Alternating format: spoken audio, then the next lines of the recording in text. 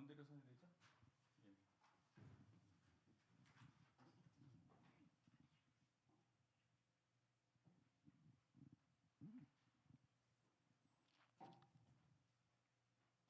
예. 예. 강연 시작하겠습니다. 예. 안녕하세요. 안녕하세요. 예. 사회적 협동조합 길목 실행위원인 피경원입니다. 예. 오늘 2024년 3월 강좌는 경제학자인 우석훈 선생님을 모시고 천만 국가 최후의 방어선 대한민국 저출생 위기라고 하는 제목으로 해서 강연을 듣도록 하겠습니다. 우석훈 선생님은 파리 10대학에서 경제학을 전공을 하셨고요. 현대 환경연구원 에너지관리공단을 거쳐서 수년간 기후변화협약 정부 대표단으로서 국제 협상에 참가하셨습니다. 시민사회 활동도 하셨고 뭐 욕심, 의무감 뭐 이런 어떤 운동 그런 것보다는 재미하고 즐거움 그리고 보람 이런 것으로 살아가는 경제를 추구하고 계신 어떤 분이십니다. 책은 여러 권을 계속 꾸준히 집필하고 계시는데요. 한미 FTA 폭주를 멈춰라, 도마 위에 오른 밥상, 88만 원 세대, 불황 10년, 연봉은 무엇으로 결정되는가, 당인리, 팬데믹, 제2국면 등이 있고, 그리고 이제 새롭게 저출생 관련해서 지금 이제 천만 국가 이 오늘 강연을 주제로 한 책을 또 지금 준비하고 계시다고 합니다. 오늘 강연은 뭐 한 90분 정도 예상을 하고 있고. 그다음에 간단하게 질의응답하는 시간을 갖도록 하겠습니다. 온라인으로 접속하시는 분들은 유튜브 댓글식으로 질문을 올려주시면은 그것도 반영을 해서 질문을 드리도록 하겠습니다. 자, 그럼 우석훈 선생님 모시겠습니다. 박수로 맞이해 주십시오. 예. 마이크는 이거 쓰면 되나요?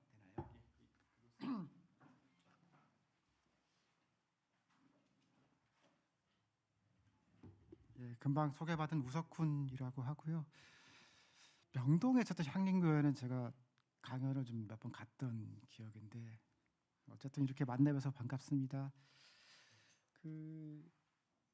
사실은 이 책이 지금쯤 나왔어야 되는데 앞에 책에 밀려가지고선 좀 뒤를 밀리고 있어요. 그래서 밀린 김에 이제 좀 고치는 중인데 기왕이면 좀 즐겁고 막 희망적인 그런 얘기를 하면 좋겠는데요. 이거는 망하는 집단이 어떻게 망하는가에 대한 얘기예요. 그리고 아픈 얘기들이 좀 많을 거예요. 그런데 그래도 완전히 망하지는 않을 거라고 생각해서 이제 이 책을 쓴 거라서요. 그냥 여러분들 살아 계시는 동안에는 아마 큰 문제는 없을 거예요. 근데 다음 세대는 매우 곤란해질 거가 이제 객관적인 건데 하나하나 들여다보면은 과연 그러냐 좀 반전이 있을 수도 있습니다. 그래서 천만 국가라는 개념만 먼저 설명드리면요, 그냥 이렇게 추이대로 가면은 실제 인구 1000만이 되는 건 아닌데 20년 후가 되면은 10만 명 정도 태어날 가능성이 많아요. 연간 10만 명이면은 그냥 100년 산다고 생각하고 곱하면은 1000만 명 정도가 이제 잠재적으로는 되는 거거든요. 근데 1000만 명이면은 그러니까 물론 그 노인 인구가 있어서 그렇게 바로 가지는 않지만 궁극적으로는 이제 근데 그러면 나라 망하느냐라고 하면 뭐 그렇지는 않습니다. 그래서 1000만 정도에서라도 막으면 좋겠다라는 희망이 담겨 있는 거고요. 근데 실제로 변화가 없으면은 1000만도 지나가는 숫자예요. 그냥 이 외부의 연구진들은 그냥 국가 소멸이라고 계산을 해요. 여기는 사라질 거다. 근데 그렇지 않을 것에 대해서 좀 얘기를 해보겠습니다. 저가 한 3년 전 사진인데 이제 큰애랑 둘째 사진이에요. 근데 병원에 입원했을 때인데 둘째가 아파요. 맨날 아픈 건 아니고 1년에 한 번씩 병원에 뭐 다양한 병으로 입원을 해요.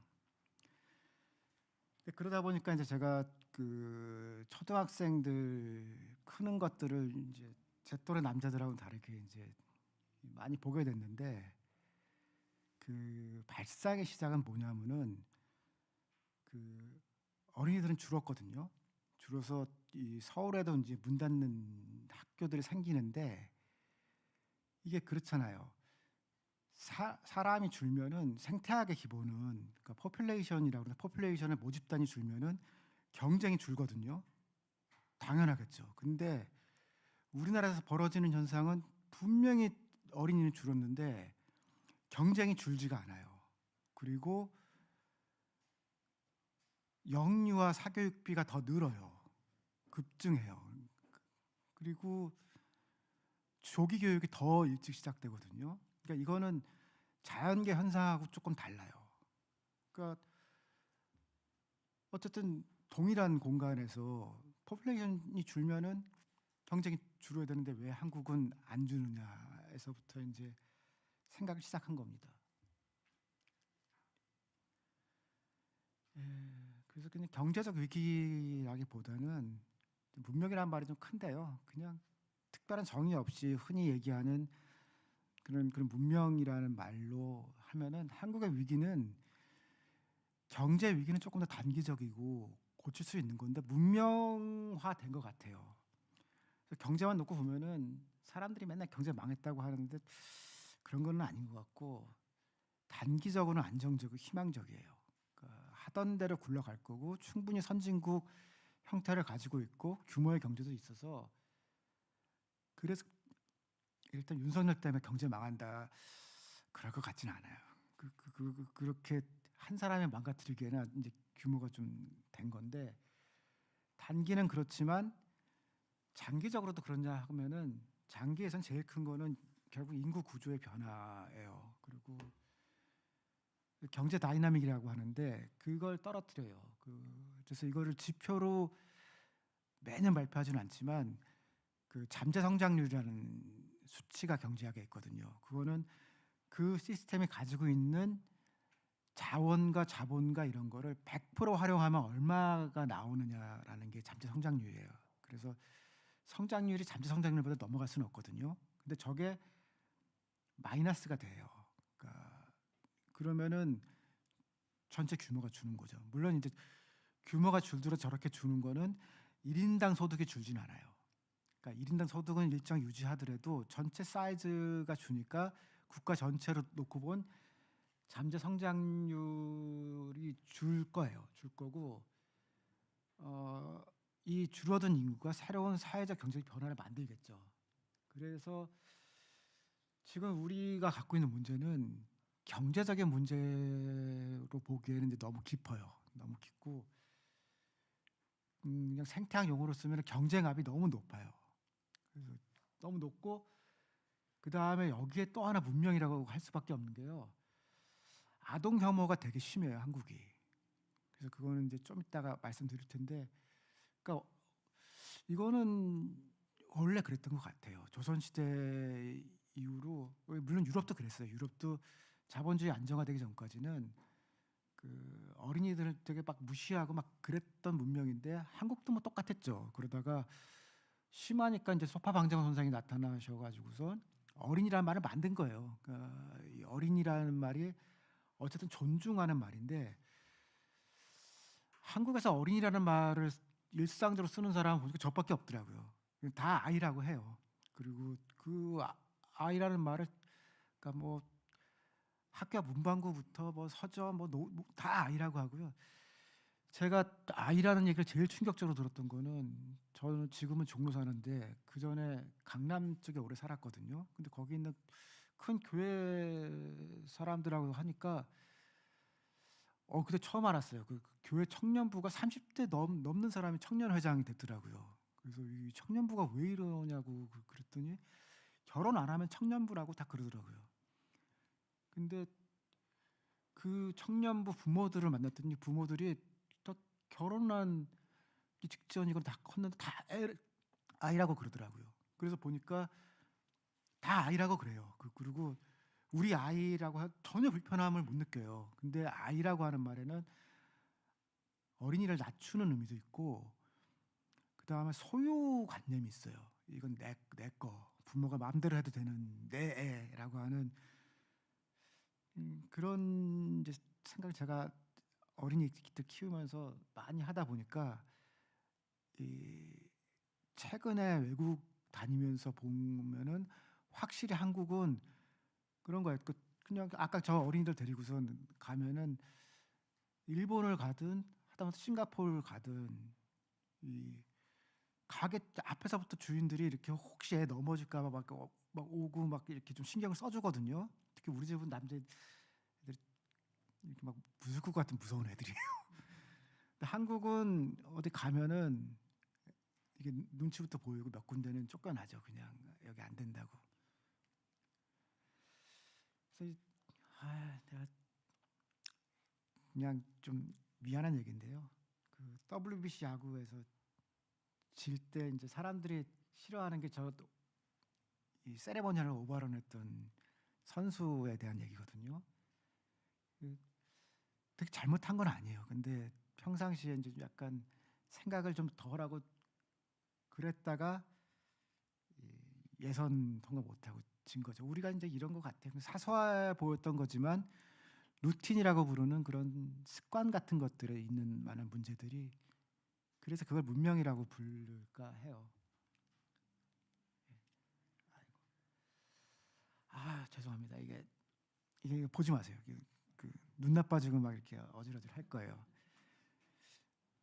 요즘 OECD가 통계책을 바꿔서 이제 저걸 더 안 해서 업데이트 못 했는데, 보통 우리나라 통계청에서 국민소득을 쓸 때는 GNI라는 걸 쓰거든요.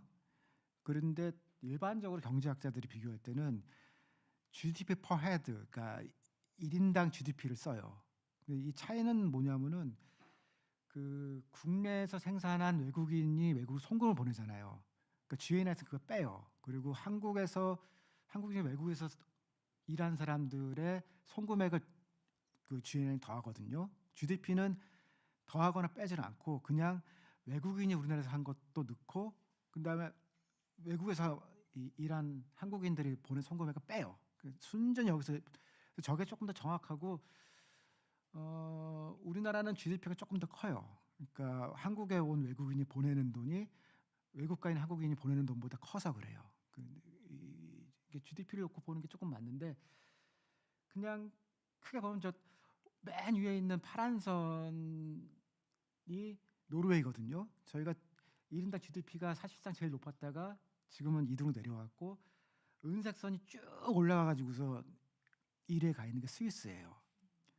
그러니까 제가 한 10년 전에 스위스 갔을 때는 그 사람들이 그렇게 잘 산다고 안 그랬어요. 그때도 국민소득 3, 4위 정도 했었는데도 자기들은 가난한 나라라고 그렇게 얘기를 하는데, 2년 전 겨울에 스위스 갔더니 그때는 그런 얘기 하더라고요. 이제 자기들이 세계 1위 국가인 GDP가 높아졌다는 거에 대해서 이제 인식을 하고 있다고. 근데 저런 나라들이 다 천만 될까 말까 하는 나라들이에요. 스웨덴도 그렇고, 그리고 이제 밑에 저 세 번째 칸보면 막 엉켜 있는 데들 있잖아요. 그게 일본, 한국, 이태리, 그런 데들이 그냥 쫙 모여서 그냥 구분할 수 없는 선이 돼 있는데, 약간 파란색보다 좀 연한 쭉 올라가서 따라가는 게 한국이거든요. 한국이 굉장히 빠른 속도로 1인당 GDP는 갔어요. 그래서 일본을 잠깐 추월을 했었죠. 2000년에 아까랑 똑같은 이제 OECD 통계로 조금만 이제 확대해서 본 건데요. 2019년과 2020년 사이에 1인당 GDP가 한국이 OECD 기준을 추월을 했어요. 했고 저때 이제 일본에서는 이제 망했다고 엄청 큰일 났다 막 그랬는데, 실제로 우리나라에서 저 얘기를 많이 안 한 이유는 약간 정치적인 이유도 좀 있고, 그다음에 이게 올라가면서 추월을 했으면은 아마 엄청 뉴스가 됐을 거예요. 근데 저희 코로나 때거든요. 코로나 때 일본이 우리보다 많이 떨어지고 한국은 좀 덜 떨어지면서 추월 현상이 벌어진 거라서 그렇게까지 뭐 크게 나타나진 않았어요. 근데 저때 일본에서 사람들이 그러니까 뭐 뉴스를 발표하거나 그런 건 아닌데 걱정할 필요 없다고 한 사람들이 한 얘기의 상당수는 뭐냐면은 한국은 인구 위기가 있기 때문에 그냥 둬도 된다. 그랬고 기분은 안 좋은데 결국은 그 말이 맞는 것 같아요. 그 이후에 다시 이제 일본이 역전을 했어요. 이게 그림만 따와서 그런데요. 그 정부에서 미래 인구 추계를 한 거거든요. 그래서 이 과거치하고 앞으로 추계인데 이 자주 안 쓰는 통계인데 그걸 가지고 출생아 수로 사망자 수를 나눈 거거든요. 그러면 2019년이 결정적인 해예요. 2019년에 1이 넘어가요. 1이 넘는다는 거는 이제 죽은 사람이 산 사람보다 많다는 거거든요. 2019년, 20년 사이에 저 일이 벌어지는데 저것도 그때 크게 부각되지 않은 거는 저기 코로나 때였거든요. 그러니까 뭐 많이 죽었겠지 하고 그냥 넘어간 건데 실제로는 추세적으로 계속 올라와서 이 지금은 이제 1.323 올라가 있거든요. 저 숫자 계속 올라가서 4를 넘어가요. 그러니까 한 명 태어날 때 4명 죽는다는 거거든요. 근데 저것도 되게 실제로 저 정부 데이터를 보면은 저것도 옵티미스틱하다고 그러죠. 낙관적인 거예요. 그러니까 죽는 사람 수치는 수익 표준대로 돼 있는데 태어나는 사람 숫자들이 되게 낙관적으로 돼 있어요. 많이 태어난다. 그리고 심지어는 는다고도 돼 있거든요. 근데 느는 이유가 확실치 않아요. 그러니까 아마 5배 정도 될 거니까 그 지금 계시는 분들이 이제 평균 수명에 도달할 때쯤 되면은 보죠 한 2000, 한 30년 후라고 치면은 5배 4.8 정도 될 텐데요. 실제로는 5배쯤 될 거거든요. 그러니까 저게 약간 58년 개띠가 클라이맥스일 거예요. 그 사람들이 이제 죽을 때가 되면은 또 화장장은 없을 거예요. 그리고 뭐 그러니까 뭐 여러 가지 이제 어려움들이 있을 텐데 한국은 태어나는 사람들 신경 쓰기보다 지금 저 죽는 거 처리하기도 매우 곤란한 시기들이 올 거예요. 그냥. 그때 이제 우리가 어떻게 할 거냐라는 것도 사실은 고민을 해야 되고요. 그러니까 언론에서 이제 태어나는 사람들이 그렇게 많이 부양을 해야 된다고 하는데 뭐 그렇게까지 바로 넘어가는 건 아니지만 어쨌든 우리가 인류는 안 겪어본 그런 비정상적인 상황에 들어가야 될 것 같습니다. 이거는 출산율 추인데요.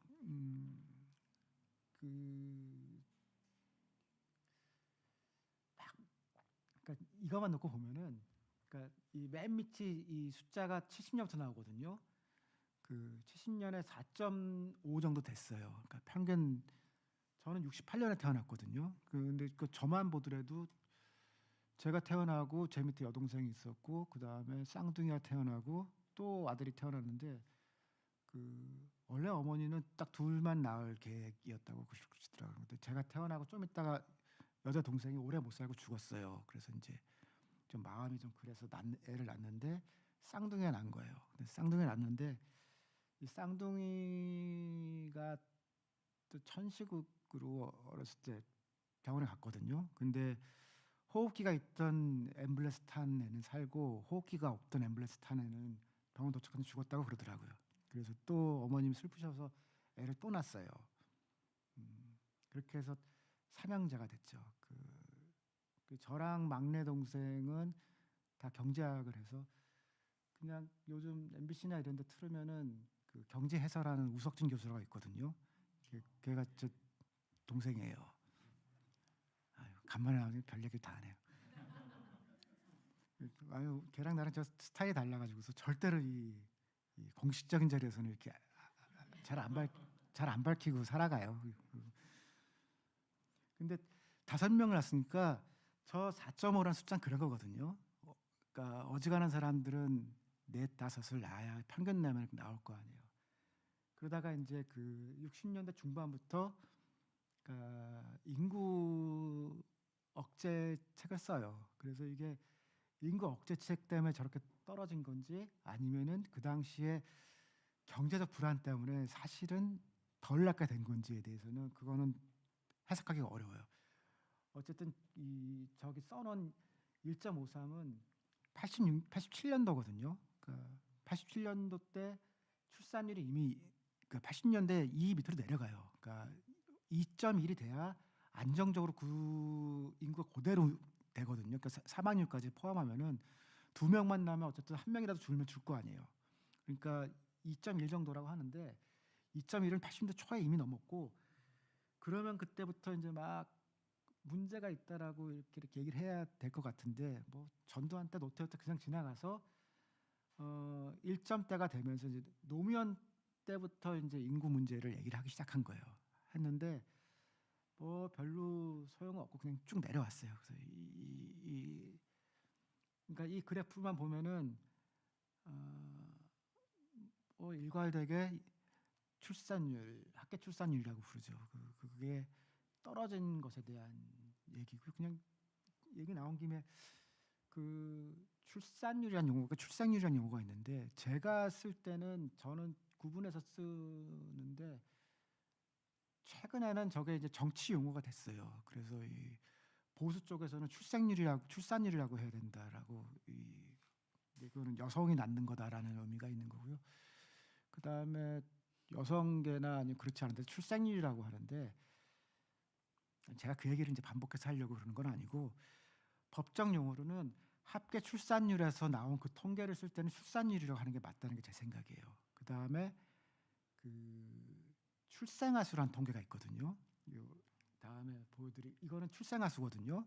그러니까 출생아수로부터 생기는 문제에 대해서나 그걸 다룰 때는 저출생이라고 하는 게 맞을 것 같아요. 그러니까 앞으로 태어날 사람이 준다라고 얘기할 때는 저출산이라고 하는 게 법적 용어로는 맞는데 이미 적게 태어나서 출생아 수가 적어서 생기는 문제에 대해서 얘기할 때는 저출생이라고 하는 게 맞다는 게 제 생각이거든요. 어쨌든 법적 용어대로 하면은 그러니까 아까 그 출산율 그대로 해서 출생아 수를 따져 보면은 이거는 조금 달라요.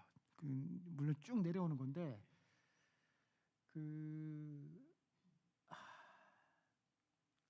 저도 안 보입니다. 그냥 외워서 할게요. 그 이전 출생아수 통계는 우리나라 통계청에서 70년대 이전 거를 발표를 안 해요.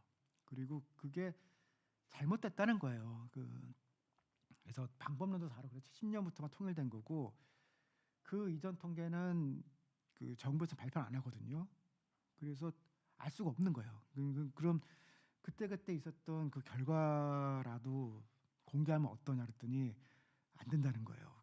그러면 큰일 난다고. 그래서 이제 실제로 있는 건 이거고요. 여러분들이 이제 인터넷 보시면은 58년 개띠와 59년생들 사이에 막 숫자 몇 명 나왔다 있잖아요. 그 다 비공개 통계예요. 그래서 알 수가 없어요. 근데 법적 통계상으로 가장 많이 사람이라고 하는 게 맞죠? 태어난 게 71년이에요. 그때 103만인가 그래요. 그러니까 그 이전에 58년 개띠도 저만큼 안 되거든요. 그때 100만을 잠깐 넘었다가 내려왔다가 다시 올라가는데 그 통계 신빙성이 없으니까 저렇게만 치면은 제가 68년생이니까 딱 조 근처죠. 제가 초등학교 들어갈 때 공교롭게도 그 동양 최대 초등학교라는 데 갔거든요. 그래서 저는 2부제를 했어요. 그 오전반, 오후반이었는데 58년 개띠 있던 그 시절에는 3부제도 있었더라고요. 근데 그 3부제는 혹시 아세요? 3부제요? 3부제면 그러면 어떻게 셋을 나누는지도 모르겠더라고요. 점심시간 기준으로 했거든요. 그래서 점심 먹고 일했는데 3부제면은 뭐 11시에 나왔나 뭐 이렇게 아니 밤에 근데 어린이가 밤에까지 학교 다닐 수는 없잖아요. 그래서 그거는 아무리 찾아도 모르겠어요. 어쨌든 저 때는 2부제였고 3부제 때 또 100명씩 있던 반도 있더라고요. 자료를 찾아보니까. 그래서 58년 개띠가 들어가면서 사립학교 육성 조치를 만들었더라고요. 60 몇 년도인가. 그러니까 58년 개띠도 그때도 엄청난 거예요. 그래서 지금 있는 사립학교들이 저 71년생들 때문에 생긴 건 아니고 58년 때 생겨서 저랬다가 이 저걸 축으로 쭉 내려와요. 내려와서 뭐 약간씩 올라갔다 내려갔다 하는데 2000년이 되면은 64만 명으로 줄어요. 그러니까 70년부터 2000년까지 30년이잖아요. 30년 동안에 100만 명에서 66만 명이면은 3분의 1 정도 줄은 거죠. 그것도 굉장히 큰 거예요. 그 출생아 수가 3분의 1 정도. 저래서 그 노무현 대통령이 그냥 제일 잘못한 거가 뭐냐 그러면은 저 시기상으로 보면은 그때 학교 문을 닫는 거를 경제적인 거라고 해요. 그래서 열심히 문을 닫아요. 그리고 폐교 사는 게 유행이었어요. 근데 사실은 사회적으로 그 학교를 문을 안 닫게 하고 그걸 지원을 했으면 그 지역이 살았을 텐데 사실 그런 거 아니에요. 초등학교가 사라진데 부모들이 젊은 부모가 살 수가 없거든요. 그러니까 그때 이미 망하기 시작한 건데 그때는 그거를 경제부 쪽에서 저는 되게 신문에도 많이 쓰고 뭐라고 했었는데 그게 좋은 거다라는 분위기였어요. 그러다가 그 최근 숫자를 보면은 이제 64만에서 20만대로 내려오거든요. 그러면 저게 뭐냐면은 66만에서 그러니까 20만대로 내려오는 게 20년밖에 안 걸려요. 그러니까 30년 동안 3분의 1 줄었는데 그 다음에는 20년 동안 3분의 2가 줄어요.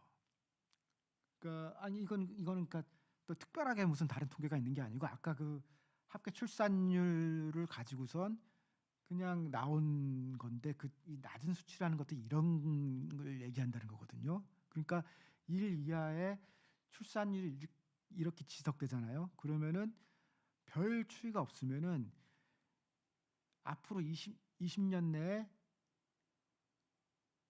그러니까 지금까지 이 속도로 떨어지고 그러면은 10만 명대가 될 거예요. 그러니까 특별한 반전이 있기 전에는 그 얘기는 조금 더 있다. 이거는 듀오라고 하는 그런 회사에서 쓴 건데 그 출산 인식 보고서가 저게 매년 나오거든요. 그래서 이 비교하기가 좋기 때문에 저걸 쓰는 건데요. 그 미혼 남녀가 보는 저출산 원인을 보면은 제가 이 우리말이 너무 어려워서 이거 고민을 많이 했어요. 육아로 인한 경제적 부담이 32%인데 저거는 경제적인 이유가 맞는 것 같죠. 그런데 사회 미래에 대한 막막함, 저거는 경제적으로 해석하면은 경제적 불안정성이라고 얘기를 하거든요. 그래서 저것도 경제적인 것 같고 실효성 없는 국가 출산 대책이라고 하는 것도 정책 문제 아니에요. 저것도 사실은 경제 문제인 거고 일과 가족 양립의 어려움, 저것도 다 경제 제도 문제죠. 그렇게 하면은 거의 90% 정도가 경제적 문제 때문에 애를 못 낳겠다는 거고 결혼 지원과 기피, 개인의 가치관은 10% 정도잖아요. 그러니까 가치관 때문에 안 낳는다는 거는 좀 말이 안 되고 그냥 되게 딱 경제적인 이유인데 그게 파생하는 방식이 좀 다르다라고 하는 것 같고요. 또 한 가지 남성과 여성이 저도 2022년 통계라서 조금 더 내려와 있을 거예요. 아이를 낳지 않겠다고 하는 여성, 그러니까 그 청년 여성들 남성 위주 조사한 건데요. 44%가 아예 안 낳겠다는 거거든요. 그러니까 55%만 낳겠다는 생각이 있는 건데요. 그것도 성공을 해야 낳는 거 아니에요. 그래서 지금 출산율도 사실은 높은 거예요. 그러니까 저 사람들 55%다 낳는다고 해도 출산율 그렇게밖에 높지 않을 건데 저것도 성공 못할 거거든요. 남성은 31%도 여성보다는 조금 더 아이를 낳고 싶어하는 사람들이 조금 많아요. 근데 이것도 그냥 남자도 낳는 건 아니니까 그냥 여성 통계만 보면 될 것 같아요. 저거는. 그러면 청년들의 삶을 보면은 제일 그러니까 제가 88만 원 썼던 때랑 차이가 몇 개가 있는데 그 중에 가장 큰 거는 자산 전쟁이라고 하는 게 생겼어요. 그 전에는 소득이었거든요. 내가 얼마를 버느냐가 되게 중요한 거예요. 지금은 나의 자산이 얼마냐라는 거로 바뀌었어요. 그 21세기 자본론이라는 책을 쓴 사람이 토마 피케티라는 경제학자거든요. 근데 그 사람이 21세기 자본을 쓸 때는 자기 좌파라고 그렇게 얘기 안 하거든요. 그런데 최근에 자기는 다른 이유로 좌파가 됐는데 좌파다 자기는. 그러면서 사회주의가 필요하다라는 책을 썼는데 그 서문에 뭐라고 썼냐면은 병원은 다 데이터에 한국은 아닌데 한국도 비슷할 거예요. 그 최근 몇 년 동안에 소득 불평등은 많이 개선이 됐다는 거예요. 그러니까 이 복지 정책도 있고 그래서 생각보다는 소득 때문에 생기는 불평등은 좀 완화가 되고 있는데 문제는 자산 불평등이라는 거예요. 근데 하위 50%에 해당하는 사람들이 자산의 5%밖에 없다는 거예요. 그러니까 상위 50%가 95%를 갖고 있고 하위 50%가 되면은 5%밖에 없거든요. 근데 이거는 우리나라랑 봐도 집으로 봐도 그래요. 그러니까 집을 가진 사람들이 보통 한국은 80년대 이후로 55에서 60% 사이거든요. 올라갔다 내려갔다 그 범위를 안 벗어나요. 그리고 뒤집으면 45%는 집이 없는 거거든요. 그러니까 근데 이게 미국이나 영국, 프랑스 같은 선진 자본주의만 그런 게 아니고 나중에 자본주의로 들어온 러시아나 중국도 그렇다는 거예요. 그러니까 피케티가 보니까 한국도 아마 그럴 거예요. 그래서 이 젊은 사람들 중에서는 자산이라는 게 소득도 더 중요하다는 생각이 굉장히 퍼지고 세계적인 거다라고 얘기를 하고요.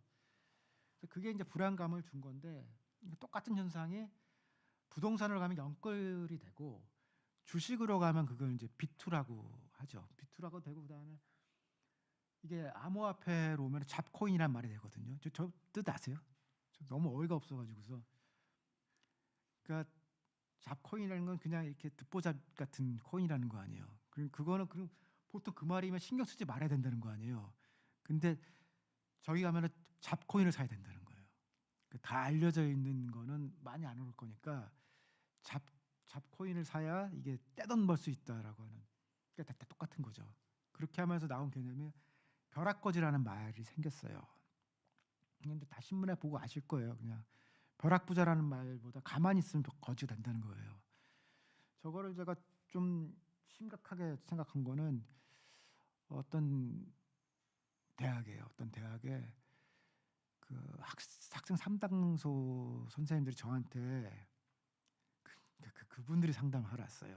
자기 학교에 이런 거 하지 않은 학생들이 불안감을 느껴서 상담소에 온다는 거예요. 그러니까 딴 애들은 다 증권하고 그러는데 자기는 하는 게 없는데 이렇게 뒤처지는 것 같고 막 그게 근데 너무 스트레스 받고 괴로우니까 상담을 하러 오는데 뭐라고 얘기를 해줘야겠냐고. 그래서 저라고 뭐 딱히 대답은 없어서 그냥 근데 그 사람들 모아놓고 강의를 한번 했었거든요. 근데 그냥 상황을 상황대로 이해를 하게 해주면 사실은 그 마음이 편한데 다 해야 될 것 같은 느낌이 들 때는 그게 그 스트레스가 되더라고요. 그래서 이거는 지금 병 현상일 정도로 심하다고 생각하는 거고요. 이건 어쨌든 지금 우리 청년들이 자산, 그러니까 벼락거지라고 생각하는 사람이 아이를 낳겠다 생각하기 어렵잖아요. 그런 얘기를 좀 천만국가 얘기 아까 잠깐 말씀드렸는데요. 2000년에 아까 64만 명이었는데 최근 이제 26만 명. 그다음에 올해 2월 출생아 수가 19,930명이거든요. 계속 내려올 거예요. 그래서 그냥 특별하게 이렇게 뭐 하지 않고 그냥 여러분 엑셀 같은데 이렇게 추세선 같은 거 그려보잖아요. 그러면은 20년 지나면은 10만 명 선일 거예요. 아마 10만 명 정도 될 것 같아요. 근데 그걸 자세하게 계산을 하기에는 변수 너무 많아서 그냥 거의 뭐 자대고 거 보면은 지난 추세라고 하면은 약간 보수적으로 잡은 거예요. 10만 명 정도 태어난 것 같고 그냥 저 학교 얘기해서 죄송한데 제가 그 대학교 다닐 때 2만 년생이라는 말을 썼거든요. 그게 이제 학생들만 얘기하는 건 아니고 교수나 그 교직자까지 다 해서 그 안에 있는 사람 2만 연세인이라고 그랬는데요. 10만 명이면요. 대학교 5개 규모가 태어나는 거예요. 근데 10만 명의 기대 수명 100년을 곱하면 1000만 명이 되거든요. 그러면 시간이 지나면은 10만 명씩 계속 태어나면은 100년에 1000만 명이 국가가 되는 거죠. 그 일종 잠재 인구 개념이에요. 그러니까 실제 인구는 노인들이 있기 때문에 4천만 이상 이렇게 보일 텐데 그 밑에 있는 포텐셜만 따지면은 근데 1,000만 명이면 나라 망한다고. 근데 그 스웨덴, 스위스나 이런 데들이 다 1,000만 규모예요. 그 벨기에는 6만밖에 안 돼요. 그러니까 6만이었지. 그 600만밖에 안 돼요. 한 해 태어나는 인구가 6만 정도 되거든요. 그러니까 10만 명이 태어나는 게 나라로서 유지하는 게 적어서 안 되는 건 아니에요. 그거로도 충분히 잘할 수 있는데, 문제는 지금 우리가 살아가는 방식을 그대로 하면은 1,000만도 뚫릴 거라다는 게 제가 갖고 있는 생각이에요. 그러니까 1,000만에서만 막을 수 있어도 그러면은 뭐 어느 정도 이렇게 해볼 수 있는데, 그것도 못 막는다. 근데 지금 봐서는 1,000만에서 못 막을 것 같아요. 그러니까 그 비틀즈 아시나요? 근데 얼마 전에 저 중학생들 얘기하다가 비틀즈 얘기했더니 비틀즈가 누군데 그래서 큰일 났다. 예, 그 비틀즈가 이제 이 일기 얘기는 아니거든요. 그래서 일기는 공연을 되게 많이 했던 그 소년 같은 그 비틀즈였고요. 이기는 막 머리 기르고 막 인도풍 하고 막 그런 스튜디오 작업만 했던 게 이제 비틀즈 이기예요. 그 뒤에는 공연을 안 하거든요. 딱 한 번 그 런던 루프탑 공연, 그게 자기네 앨범 만드는 회사 그 옥상에서 한 거거든요.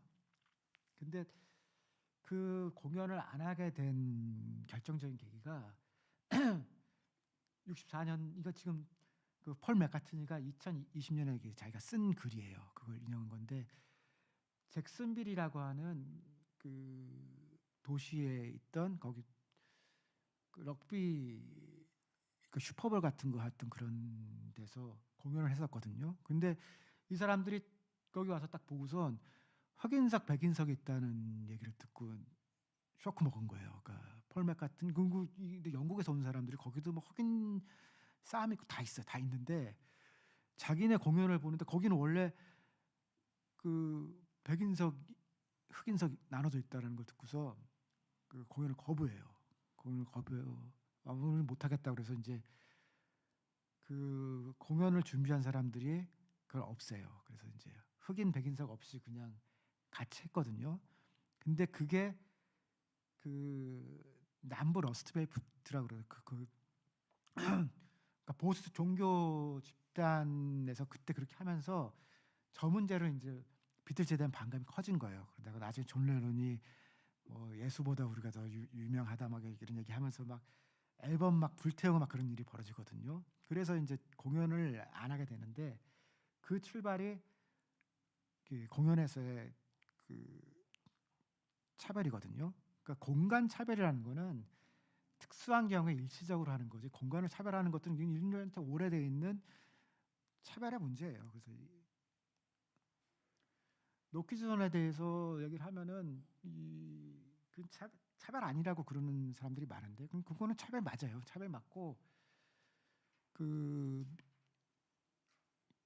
미국에 보면 이제 이 화장실도 이 따로 있었죠. 흑인 화장실이 있고. 그래서 까먹었네. 그죠. 근데 그냥 이 기간이 우리나라 노키즈존이 원래 없었거든요. 근데 지난 10년 동안에 늘어났죠. 늘어났는데 이 20년 동안 이제 벌어진 일을 보면요, 그냥 생태학적으로 보면 이런 거예요. 그 출생아 수가 46만에서 26만으로 줄었거든요. 그러면은 그러니까 90년대 뭐 이거 따지지 않더라도 2000년부터 지난 20년 동안에 절반으로 준 거 아니에요. 절반으로 줄었으면은 모 그룹이 준 거거든요. 그러니까 그러면은 문제 있는 어린이가 있어요. 분명히 있고 그 문제 있는 부모도 있을 텐데, 문제 있는 어린이가 일으켰을 문제는 절반으로 줄었을 거 아니에요. 저가 절반은 줄지 않았다라고 얘기를 하려면은 저 시기에 태어난 어린이들이 유독 사고가 뭉치거나 유독 애들이 이상해졌다거나, 아니면은 2000년대 부모에 비해서 2020년 부모는 유독 이상하다고 얘기를 해야 돼요. 근데 그거는 설명하기가 어려워요. 그 가끔가다 보면요, 외국에 있는 어린이들은 카페에서 굉장히 얌전하게 있는데 우리나라 어린이들은 카페에서 얌전히 안 있는. 너는 그 외국어 어떻게 얘기하는지 모르겠어요. 그 전 세계 어린이들 개판 치는 거 똑같거든요. 그리고 엄마들이 교육을 그런 슈퍼 엄마는 없어요. 그거는 다 마찬가지예요. 제가 몇 주 전에 일본에 있었는데 그때도 일요일 날 가니까 우에라 공원 옆에 있는 카페에 갔는데 엄마랑 애랑 그 카페에서 싸우더라고요. 뭐 애는 뭐 먹고 싶은데 엄마는 딴 거 먹죠. 아우 시끄러워요. 그거는 아니 외국은 이렇게 어린이 교육이 잘 돼 있다고 근데 어느 외국 얘기하는 제가 프랑스에 6년 파리 저 6년 반을 살았는데 주말에 나가면 그거는 똑같아요. 그거는 근데 이 어린이들이 갑자기 이 더 버릇이 없어져 가지고서 두 배로 없어져서 이 46만 원에서 26만 원 주는 것을 더 버려놓은 어린아이들의 비율이 늘었도 똑같은 거 아니에요. 그 이상으로 늘었다고 하는 가설은 사회학적으로는 좀 입증하기 어려워요. 그리고 부모가 갑자기 이상해졌다고 하는 것도 비슷할 거예요. 비슷할 건데 이럴 때는 그냥 객관적으로 해석하면은 어린이와 부모한테 문제가 생긴 게 아니라 수용 집단의 수용성에 변화가 생겼다고 보는 게 더 맞아요. 그러니까 옛날에는 그걸 그냥 쟤들은 그런가 보다 했는데 어느 순간부터 그게 불편해지기 시작했을 것이다라고 보는 게 그냥 상탁에서 손이 쓰는 거는 수용 집단의 변화거든요. 그렇게 놓고 보면은 20년 동안 변화한 거는 한국에서 혐오와 차별이 증가한 건 맞아요. 그래서 특히 이제 그 약자 혐오가 증가했고 여성에 대한 혐오가 증가했어요. 그래서 그 여성들 입장으로 보면은 그러니까 엄마들에 대한 일종 혐오 현상이 있거든요. 그래서 된장녀로 시작했다가 막 김치녀라 그러다가 이제 맘충까지 되고 뭐 막 많아요. 저 아줌마도 그냥 처음에는 되게 그 이렇게 뭐 중립적이고 그냥 그런 거였는데 이제 동남아 얘기를 얼마 전에 듣고 충격받았어요. 동네 남아도는 아줌마가 동남아라고 그러더라고요. 동남아 여성이라고 그랬더니 그런 거예요. 그래서 아줌마도 이제 그런 혐오 언어가 저도 잘 몰랐는데 아줌마란 말씀은 큰일 난다고 그러더라고요. 그러면서 동남아 얘기 해주더라고요. 그냥 아줌마가 아니라 그러니까 동남아란 얘기로 듣는다. 그러면서 이제 약자에 대한 혐오 현상이 생긴 거예요. 그래서 그러니까 꼭 카페 주인이나 식당 주인이 아이를 혐오하는 게 아니고 카페 오는 손님들이 혐오하니까 그 사람들도 어쩔 수 없이 그렇게 가는 건데 이게 지성이 움직이지 않은 거는 공간에 대한 차별은 차별인 거예요. 그래서 이거를 서로 이를테면 버스에서 이제 처음에 흑인이 생겼을 때 의자를 나눈 거거든요. 그래서 이제 그러다가 이제 사람이 많아지니까 이 멀쩡히 앉아 있는 흑인 여성을 비키라고 이제 버스 운전사가 온 거거든요. 근데 이제 자기는 흑인석에 앉았는데 무슨 소리냐. 그래서 경찰서 간 거예요. 현장에서 체포가 됐던 일이 벌어졌거든요. 그때 이제 움직였던 많은 사람들 중에 하나가 이제 그 사람들이 흑인 운동 지도자가 된 거고요. 자, 이거는 이제 앞으로 청소년 줄면 어떤 일이 벌어질 것인가. 원래 새로 고친 거에는 조금 그 얘기는 끝나고 해드릴게요. 이게 토지거든요. 박경리 선생의 토지고 청소년 토지가 저렇게 나와서 팔리던 시절이 있었어요. 2000년대, 2010년대까지 있었는데 저때 삼국지도 팔리고 그다음에 뭐 황석영 선생 책들도 다 이렇게 청소년용으로 나오고 그랬거든요. 그래서 저게 이 10대용 책 시장이 있었어요. 우리 한국에 있었는데 지금은 10대용 책 시장이 거의 없어요. 없어지고 이제 10대 중후반이랑 20대 초반까지를 묶어서 한 시장으로 보려고 하거든요. 대학생이나 고등학생이나 하나 넣는 건 저는 너무 이상한데 주니까 이제 그렇게 해야 된다 그래서 이제 한국에서 청소년 토지는 다시 나오지 않을 거예요. 왜냐하면 저거를 이렇게 좀 쉽게 해서 하는 게 의미가 없는 게 아니고 지금 토지도 안 보는데 청소년 토지 누가 보겠어요. 그래서 이거를 해석하기에 저거는 책의 종말에 관한 거다라고 이제 그렇게 해석을 많이 했거든요. 근데 제가 보니까 이상한 거예요. 근데 책을 보는 20, 30대 여성들이 보는 데는 아직도 잘 살아 있거든요. 그러니까 이거는 두 가지 문제인데 한국의 10대들이 책을 덜 보는 현상이 하나 있고요. 그건 있는 거예요. 있는데 절대적으로 숫자가 준 거예요.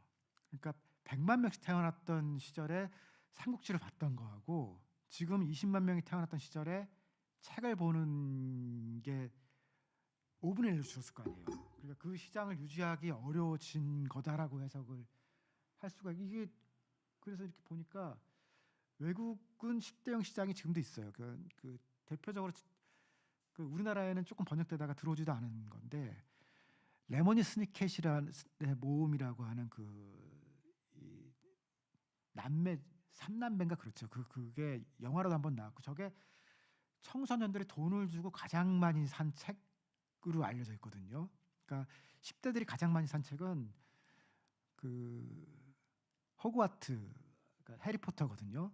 근데 해리포터는 되게 부모들이 많이 사주는 거예요. 이렇게 왜냐하면 해리포터에는 학교를 잘 다니라는 그런 귀한 교훈이 있거든요. 그리고 교장 선생님 말을 잘 들으면은 님부스 2000 같은 이 특혜를 받을 수 있다. 그래서 그거 귀족들이 특히 하는 거예요. 그 귀족 학교 보내고 그런 사람들이 한국에서도 한 2010년 제가 한번 통계를 보니까 영어판 해리포터 시리즈가 너무 많이 팔렸어요. 그래서 이게 보니까 엄마들이 사준 거더라고요. 그 영문판을 좀 자식이 봤으면 본 사람은 내가 열심히 뒤져서 중학교 소녀 2명을 봤어요. 근데 아마 아무도 안 봤을 거예요. 저 우리 집 애가 둘인데요. 초등학생인데 아마 영어판 해리포터 사줬으면은 진짜 저한테 난리 쳤을 거예요.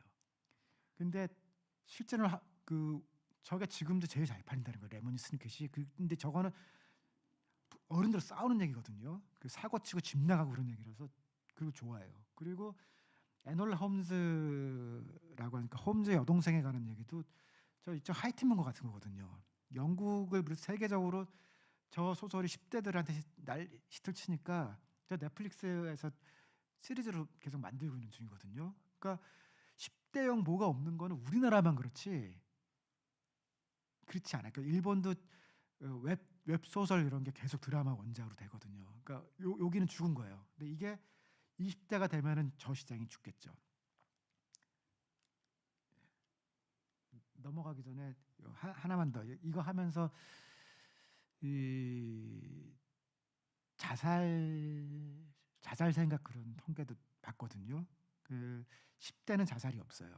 그러다가 10대 이전에는 없고 10대가 되면은 자살이 꽤 늘어요. 그런데 자살률 세계 1위인데 10대 자살이 세계 1위는 아니에요, 우리나라가.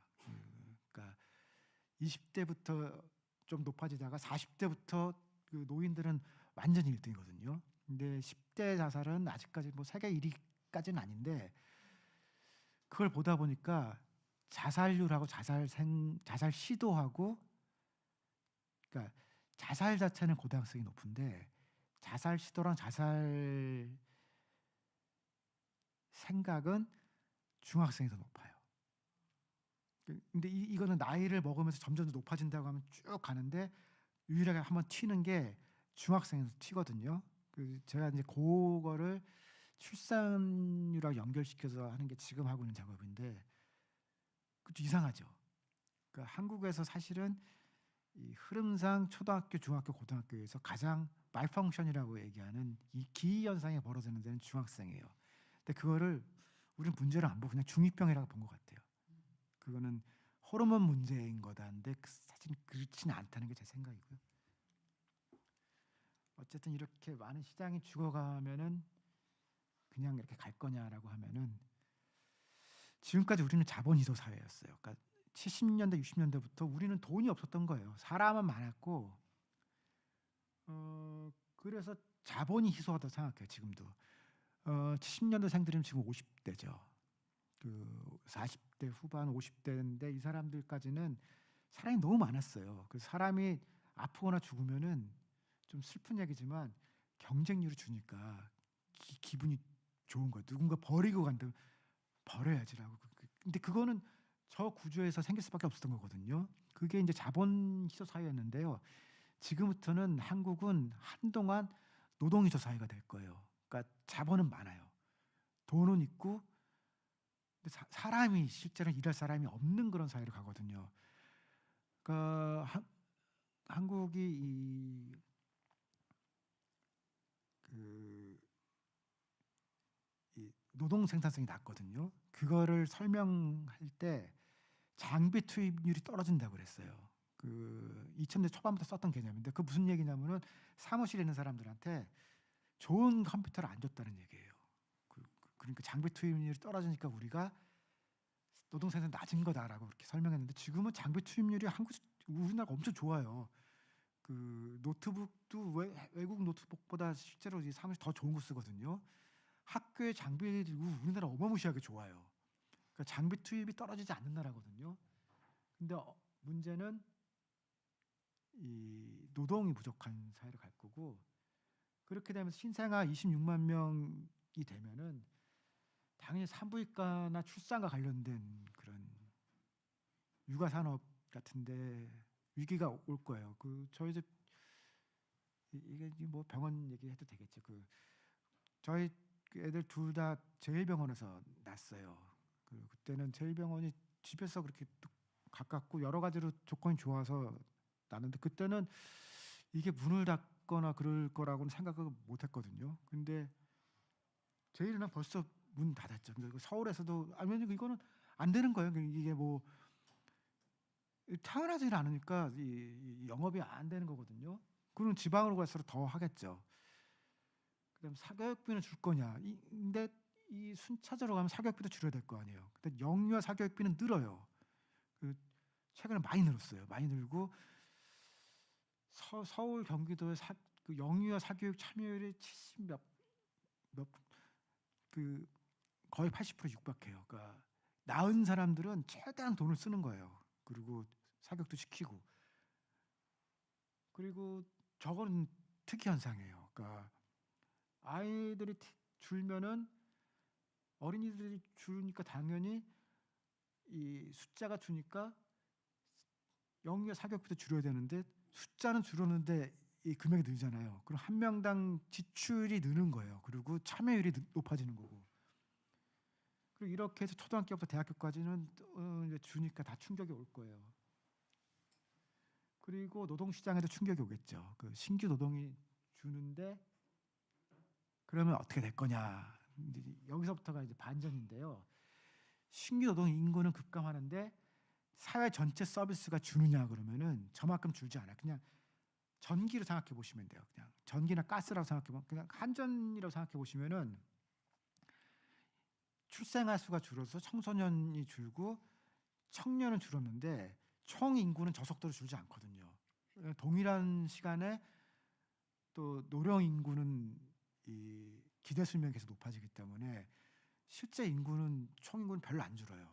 아주 약간 줄으니까 전기로 생각하면은 젊은 사람만 전기를 쓰는 건 아니거든요. 모든 사람이 전기를 다 써요.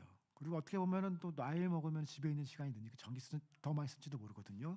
그러니까 전기 서비스는 총량은 별로 안 줄어요. 인구가 준 거보다. 가스를 생각해보셔도 마찬가지겠죠. 그러니까 총 인구는 또 변하지 않으니까 청년만 줄었지 총 인구가 똑같으면은 뭐 1인당 먹는 할아버지를 죄송합니다. 이게 가스 이런 거는 거의 같거든요. 그러니까 공공 서비스로 보면은 공공 서비스에 외국인을 쓸 수 있냐 그럼 그게 어려워요. 공무원들을 외국인을 채우기 어렵거든요. 그러니까 일본에서도 그냥 한국인들을 어떻게 할 거냐 맨날 문제 되는데 실제로 그 민감한 부분까지 외국인 공무원 쓰기는 어렵거든요. 그러니까 아주 일부 전문직에서 쓸 수 있는 거고 한전이나 가스공사에서 외국인 노동자를 쓰지는 않을 거거든요. 그 얘기는 무슨 얘기냐면은 공공 부분에서 상당수 청년 고용들이 그러니까 흡수가 되는 형태가 돼요. 그리고 그냥 벌써 이제 공무원 일자리가 이미 이 경쟁률이 줄거든요. 왜냐하면 그런 저런 뭐 병원이나 이런 데 관련된 특수 서비스 말고는 공공 서비스는 안 줄어요. 인구가 줄어야 주는 거니까. 그러면은 새로 들어온 청년들의, 그러니까 민간 따지지 말고라도 공공 부분이라고 치면은 태어나는 사람은 적었는데 공공 서비스가 그 속도로 줄지 않기 때문에 상당히 많은 고용을 공공 부분이 흡수할 거예요. 그리고 한국을 기지로 해야 되는 민간 업체들도 공부 잘하거나 그 자기들 나름대로 기준으로 뽑아가려고 할 거 아니에요. 그러면은 이제 고용은 더 이상 문제가 안 되는 시기가 상당히 오랫동안 가요. 그러니까 아이를 낳아서 어린이가 되고 청년이 되는 이게 힘들어서 그렇지 취직하는 게 무서워서 아이를 안 그렇지는 않은 거예요. 그러니까 인구 희소 사회라는 거는 인구가 부족한 거예요. 그 미국 실업률 보면 왔다 갔다 왔다 갔다 왔다 갔다 하잖아요. 그 대체적으로 최근을 보면은 실업률이 이 1955년부터 제일 좋았을 때가 67년도거든요. 저기 낮은 데 있잖아요.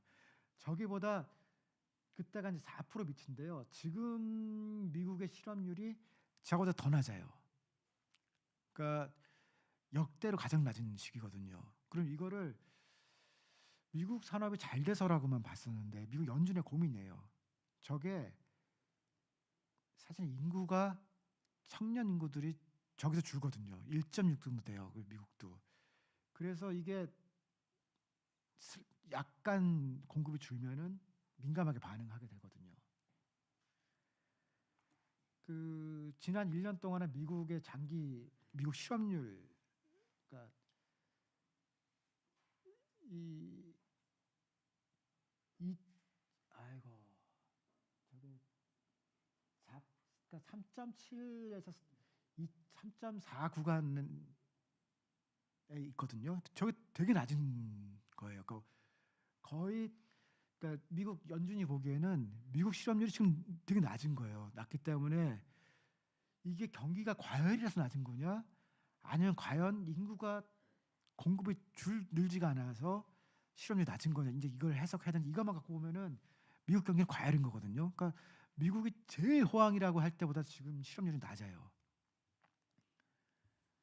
우리나라도 비슷한 문제를 겪을 거고 이제 실업률은 그러니까 그 일자리의 질에 대한 문제는 계속 할 수 있는데 실업률이라는 것 자체는 점차적으로 이렇게 될 거고요. 지금 20만 명 태어났던 어린이들이 성인이 될 때는 저건 AI 이런 거에서 없어질 일자리의 숫자랑 공공 서비스나 이런 거는 그거 상관이 별로 없거든요.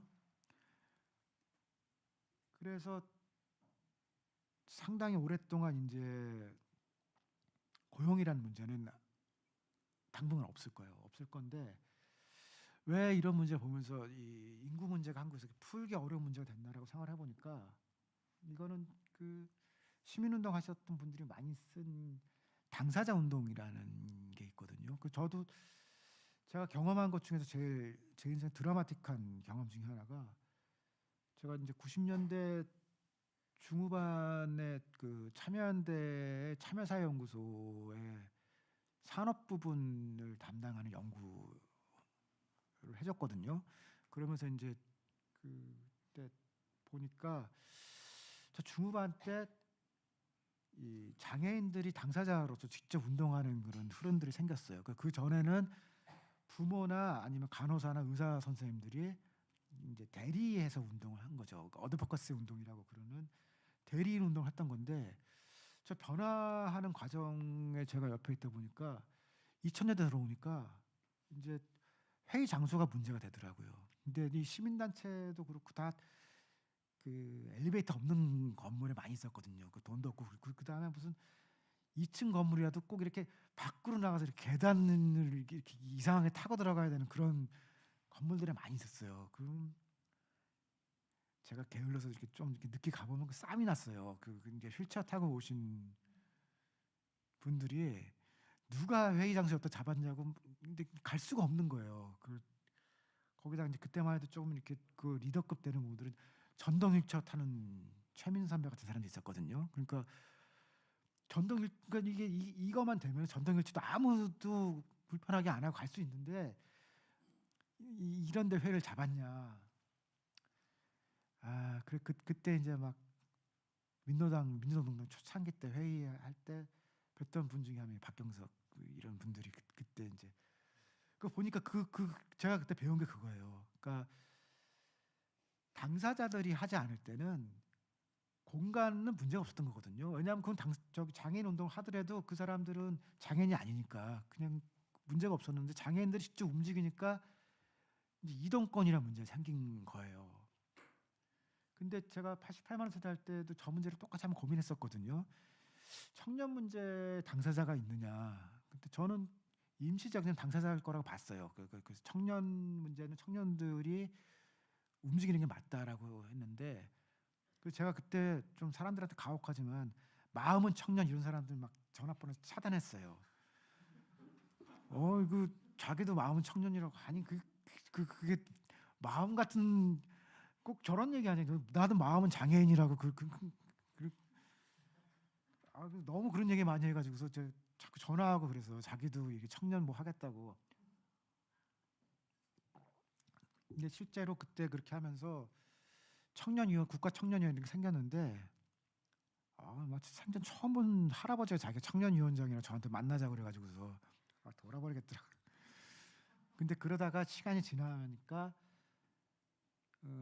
청년은 임시적 청년이죠. 우리 모두 다 청년이었고 누구도 영원히 청년이지 않아요. 그렇지만 그래도 그 청년의 당사자가 없는 건 아니거든요. 그러니까 불안정하지만 있는 거예요.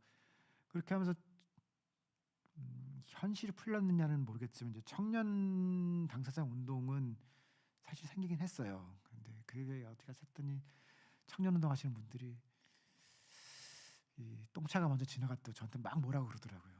이렇게 길 닦아 놓으니까.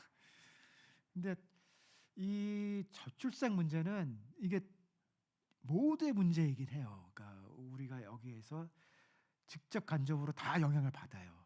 좋아지는 사람은 매우 드물어요. 그러니까 이 규모가 커지면서 좋아지는 문제가 생기고 나빠지는 문제도 생기지만 줄어들 때는 생태적 문제를 제외하면 대부분 나빠져요. 근데 이게 당사자가 누구냐라고 보면은 부모는 아니에요. 부모는 이미 어이를 낳잖아요. 낳았으니까 키우는 것에 대한 주체인 거지 출산을 하는 거를 책임지는 건 부모는 아니거든요. 아동 및 학생이냐 그러면 이미 태어난 사람들은 이 문제 당사자가 아닌 거예요. 자기들은 잘 크고 이렇게 교육이나 보건이나 이런 복지에 대해서 그거 당사자가 되는 거지 저출생 문제 당사자는 아니거든요. 정부는 당사자냐? 그렇지는 아니죠. 그냥 유권자의 대리인인데 유권자가 자기 문제라고 생각하기 전에는 그냥 한시적으로 그냥 수모 없이 많은 문제 중에 하나일 뿐인 거예요. 정당도 마찬가지예요. 특히 정책 문제는 한국에서요. 또 정무적 사안이라고 그러잖아요. 그런 거에 밀리고 참 이제 인기가 이게 이제 마침 또 이 출산율이 발표되는 시점에 선거가 있으면 또 얘기를 좀 해요. 하는데 모양내기 전략이라 하거든요. 저쪽에서 이제 뭐라고 하면은 나도 그런 거 많잖아요. 장애인 정책도 이렇게 누가 한다 그러면은 나도 그만큼 하리라. 농업 정책도 그런 모양내기 하고 넘어가면서 20년 온 거예요. 그래서 문제를 풀어야 되는데 이제 출산율을 당분간 높이기가 어려울 거예요. 제가 윤석열 대통령 뭐라고는 안 그럴 생각인데요. 이렇게 하시는가 별로 봐서는 아마 줄 것 같아요. 그리고 제일 큰 거는 제일 영향을 이제 우선적으로 미치는 거는 지금 20대들 얘기를 해보면은 주 48시간, 52시간, 뭐 55시간 막 그러는 게 제일 영향 크거든요. 그러니까 엄마 아빠가 좀 40시간도 많아요. 40시간도 사실 8호 40이잖아요.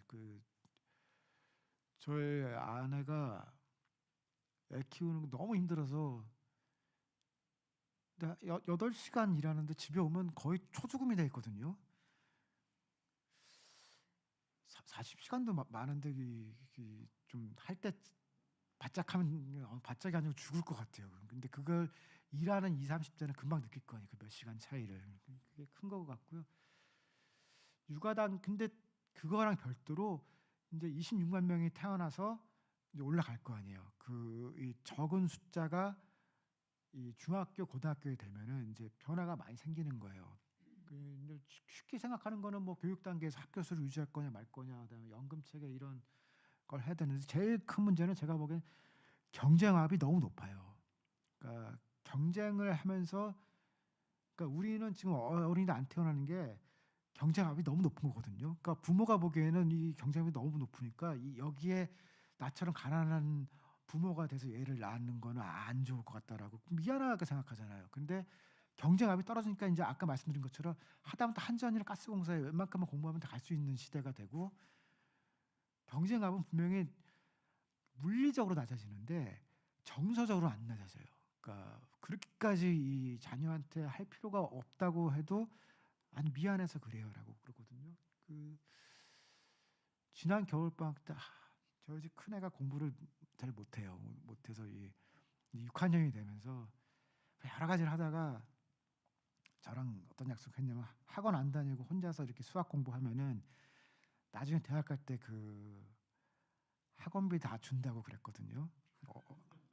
그랬더니 얘가 그래도 열심히는 안 하고 한 열흘 정도 효과는 가더라고요. 근데 객관적으로 그게 더 나았거든요. 왜냐하면 앞으로 대학은 아무리 닫아도 그래도 출생아서보다 많을 거예요. 그러니까 그 돈을 가지고 돈은 객관적인 거거든요.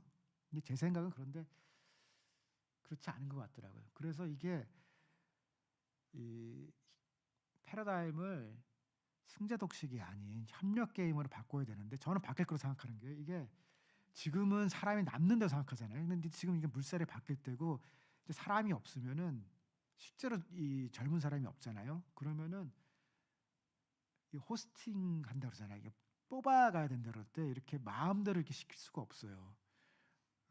그거를 세대 현상이라고 그러는데 제가 보기엔 그거는 출산율 2 밑으로 간 나라가 일정하게 이제 낮아진 데에서 청소년들이 동시에 나오면 벌어지는 변화예요. 한국은 그게 더 셀 거예요. 그래서 모두의 문제는 아무 문제도 아니다라고 생각한 게 진짜 제가 출생 문제를 저한테 얘기하는 사람들 많이 봤는데 그게 자기 문제로 생각한 사람 사실은 저는 한 명도 못 봤어요. 그러니까 큰일이야. 그리고선 요즘 여자들 큰일이야. 그 끝이에요. 그리고선 그럼 예를 들면 willing to pay라는 말을 쓰거든요. 지불 비용. 안타까운 얘기지만 그 인터넷 뉴스에 대한 한국 사람들의 지불 비용은 0원이에요. 그러니까 돈을 주고 인터넷 뉴스를 보고 싶은 사람은 없거든요. 근데 저게 생각보다 그러니까 뭐 어폐가 많긴 한데 객관적인 게 저걸 쟤는 제일 객관적인 방식은 트래블링 코스트라고 해서 여행 비용을 계산하는 거예요. 그거는 그러니까 남산에서 사람들이 여기까지 오는데 얼마를 썼는지 이렇게 물어보거든요. 그러면은 지하철 타고 온 사람들은 0원이에요. 근데 자가용 타고 온 사람들은 자가용 비용과 얼마가 잡히겠죠. 그래서 남산은 생각보다 이 비용이 이렇게 높게 안 나와요. 그리고 가끔 가다가 이제 남산타워 보려고 울산에서 온 사람들 있잖아요. 그런 사람들은 여행 비용이 굉장히 높게 나와요. 그렇게 하면 한국에서 여행 비용이 제일 높게 나오는 산은 저 백두산이에요. 백두산은 비행기 타고 저 중국 가고 이래도 굉장히 높게 나오거든요. 그러니까 이거는 지불 비용이 높은 거예요. 그 다음으로 높은 산은 한라산이겠죠. 비행기 타고 오고 그래서 거 입구에서 여기 얼마를 냈느냐라고 해보면은 높게 나오거든요. 그 다음에 지리산이나 한라산은 그 대관령 이런 데들은 생각보다 작게 나와요. 그렇지만 남산보다는 높죠. 이게 좀 뭐 정확한 건 아닌데 근데 그래도 이게 심리적으로 얼마라고 생각하는 것보다 이게 좀 나은 거거든요. 아이 어린이가 태어나는데 정부가 일방적으로 쓰는 거 말고 여러분들한테 지불비용이 얼마를 자기가 내겠냐라고 하면은 0원일 거예요. 그러니까 이 세금을 낼 거냐라고 하면은 현재로서는 그냥 이미 낸 세금을 정부가 이렇게 쓰는 거는 모르겠는데 내가 얼마를 내야 될 거냐라고 하면은 높지 않을 거예요. 기후 변화는 그거보다 높게 나올 거예요. 근데 이거는 일종의 뭐 인지나 이런 교육 홍보 이런 것들이 효과가 많을 거고요. 그래서 모든 사람들한테 영향을 주는데 아무도 이걸 자기 문제 생각 안 하거든요. 그래서 나중에 생길지 모르는데요. 그러니까 한국에 이 많은 사회 문제가 있는 데는 뭐 시민단체가 있어요. 그 2000년대까지는 금융 쪽에 시민단체가 없다 그런 얘기들을 되게 많이 했었거든요. 그러다가 이제 금융소비자라는 개념이 생기고 금융소비자 보호 활동이 생기면서 지금은 이제 이게 뭐 불안전 판매 얘기하는 그런 단체들이 있잖아요. 그 10년 전에 없었어요. 지금 만든 분들이 다 저랑 예전에 외환은행 문제 같이 하고 그랬던 분들인데, 그래서 제가 20년 넘게 이제 시민운동 이렇게 움직이는 거 보면은 많이 생겼어요. 그리고 분화도 많이 됐고 나쁜 점도 있고 좋은 점도 있는데, 근데 출산 문제에 관한 시민단체는 아직 없어요. 근데 이거는 선도자가 없는 게 아니고 이거를 만약 시민단체 만들면은 자기가 회원이 돼서 회비도 내고 활동을 하고 싶어하는 그러니까 자기 문제를 생각하는 사람들이 없는 거예요. 투표로 치면요, 그냥 냉정하게 보면은 기후 이 유권자를 한 5% 정도 보는 것 같아요. 그러니까 뭐 많지는 않고 민주주의가 자기 문제라고 보는 사람들이 한 50% 이상일 거고 노동 문제를 자기 일본 문제로 보는 사람들은 한 10% 될 거예요. 그럼 되게 이제 그래서 이게 많이 좋아진 거예요. 이 한국은 90% 이상 고향 문제로 봤거든요. 투표는 뭘로 결정하냐면 고향 선배. 그래도 이제 뭐 민주주의나 기후 유권자까지 나온 정도면 진짜 많이 발전한 거예요. 5%좀 된다는 것 같아요. 근데 인구 문제는 이것 때문에 투표를 바꿀 사람은 아직 없어요. 그러니까 근데 이거에 자기 문제가 없는 거죠. 그 장애인이나 이런 당사자들이 있는 것에 비해서 인구 문제는 당사자가 없다라는 그러니까 공유주의 문제 비극 같은 거랑 약간은 유사한 그런 패러독스가 존재하는 겁니다. 그다음에 경쟁에 대한 세대 간 불일치가 이게 사실은 그 제일 어려운 문제인데요. 71년 여기 71년 이후에 태어나신 분 있나요? 본인 71년 다 그럼 71년생들부터 한동안이 그 사람 버리고도 괜찮다는 거고요. 그 한동훈이 대표적으로 조또래예요. 71년 조금 뒤인데 저 사람들한테 촉법소년이라는 거는 그러니까 촉법소년이 대표적으로 그런 거거든요. 버벅이는 걸 한 살을 낮춘다고 해가지고서 무슨 문제가 아니 뭐 3, 4년 낮추면 좀 이렇게 약간 변화가 올 텐데 한 살을 낮춘다고 해가지고서 그게 갑자기 뭐 행위가 바뀌거나 그러지는 않을 거예요. 근데 그냥 교육에서는 그렇다는 거 아니야? 저렇게 해서 이 소년원을 갔다 온 어린이가 다시 그 소년이 정상 사회로 들어오기가 매우 어려울 거다. 그러니까 문제를 생기는 그러니까 왜 가정 문제가 생기고 학교 저런 문제 생기는지를 해법으로 가는 게 요즘 이제 현대식 해법이면요, 그냥 빼서 버리고 가면 된다고 생각하는 거거든요. 100만 명 시대에는 좀 버리고 가도 됐는데요. 지금 27만 명, 좀 있으면 20만 명이거든요. 20만 명에서 한 명을 버리는 그 가치가 다른 거예요. 예전보다 5배 가치가 있는 거거든요. 노동시장으로 생각해 보면은 그래도 걔한테 뭘 시키는 게 낫지. 그리고 돈은 많으니까 뭔가를 더 해주거나 이렇게 해서 가는 게 사실은 이 노동희소 시대에 맞는 건데요. 이 아저씨들의 70년대 이 아저씨들은 귀찮은 거예요. 그냥. 그리고 몸에 밴 거예요. 근데 이 인식이 변하기가 되게 쉽지가 않을 거예요. 그러니까 저만 해도 누가 저한테 뭐라 그러면 피하고 말거든요. 친구여, 이게 내지는 동지여, 우리 이 행위를 고치, 그런 귀찮은 일 안 해요. 그냥 이렇게 피하고 마는데, 사람이 귀해지면은 촉법소년이 아니고 그 문제를 풀어서 그 다 귀한 노동력인데 그걸 이렇게 버리면 이렇게 바뀌는 거거든요. 그러니까 중국도 그런 거 아니에요? 그 백성 한 명 한 명을 다 귀하게 여겨야 군사가 늘어서 우리가 사실 그 공자 얘기도 다 그런 거거든요. 그러니까 우리가 그걸 까먹은 거예요. 그 옛날에도 생각했던 건데, 그래서 아마 한동안 아버지와 아들 갈등 구조가, 아버지는 엄한 사람이 되는 거예요. 그래서 좀 열심히 안 하면 죽는다. 근데 어린이들이 이제 보는 세상에서는 우린 다 벌써 어린이들 그래요. 취직 걱정은 없을 것 같다고 초등학생들은 그래요. 근데 부모들은 너 이런 굶어 죽는다 그러면은 아빠가 날 싫어하는 것 같더라고. 이 대화가 안 돼요. 그 선생님들하고 어린이들 사이에도 이렇게 보니까 그게 있어요. 우리는 얼마 없기 때문에 이제 취직은 아니 그 일주일 전에 그 우리 큰애 가서 아빠 공무원 할까 그러는데 나 참 무섭더라고요. 그게 아니 저희 때는 공무원 한다는 거는 굉장히 공부 열심히 해서 고시를 본다는 거였잖아요. 걔들한테 공무원이 된다는 거는 이제 대충 한다는 거예요. 그건 이제 일단 삼성이나 현대를 가는 거는 공부 되게 많이 해야 될 것 같은데 공무원은 7, 8급 공무원은 그냥 될 것 같. 이게 왜냐 진짜도 이렇게 이제 생각해 보면은 금방 있는 거거든요. 선생님들이랑 세대 문제가 이제 생기는 것 같아요. 아이고. 그래서 교육 문제를 책에서는 훨씬 많이 다뤘는데 그게 스위스가 국민교육을 처음 만든 나라가 스위스거든요.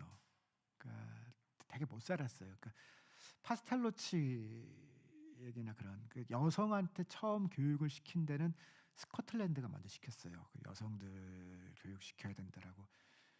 그게 이제 친교도 영향도 있고 스코틀랜드의 켈트족이 워낙 좀 그런 생각이 있었다고 그러더라고요. 그래서 빨간 머리앤에 보면 그 빨간 머리앤을 데리고 왔던 그 남매였죠. 그 엄마 아빠가 아니라 거기가 재산이 뭐 아주 없진 않은데 앤 한 명만 데리고 있다가 앤이 크니까 그런 얘기를 해요.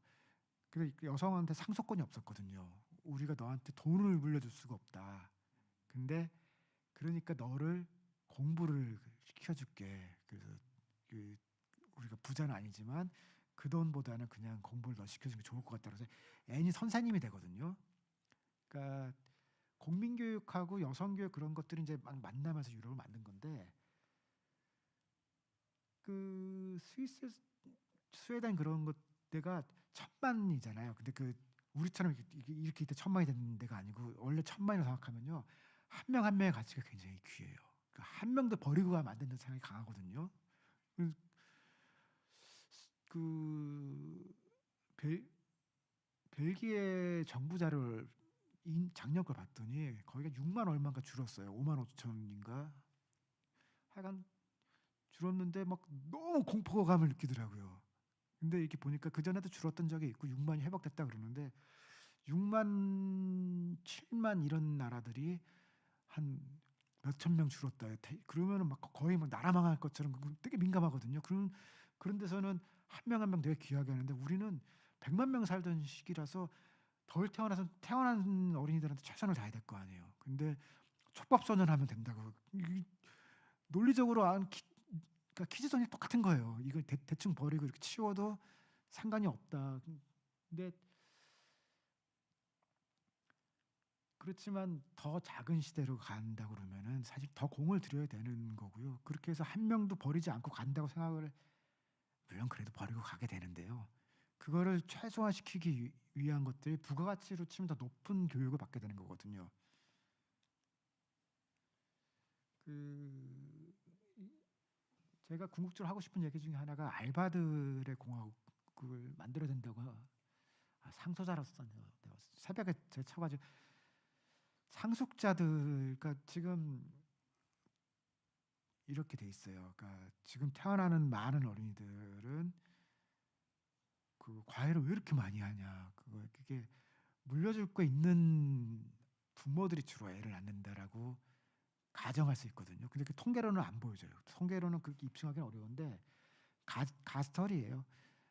그러니까 근데 실제 상속할 수 있는지 없는지는 다음 문제고, 상속할 수 있을 거라 생각하는 중산층들이 주로 애를 낳는다라고 설정하고, 그 지금 특히 윤석열 정부의 이 저출산 대책은 상속자나 고소득자한테 많이 돼 있어요.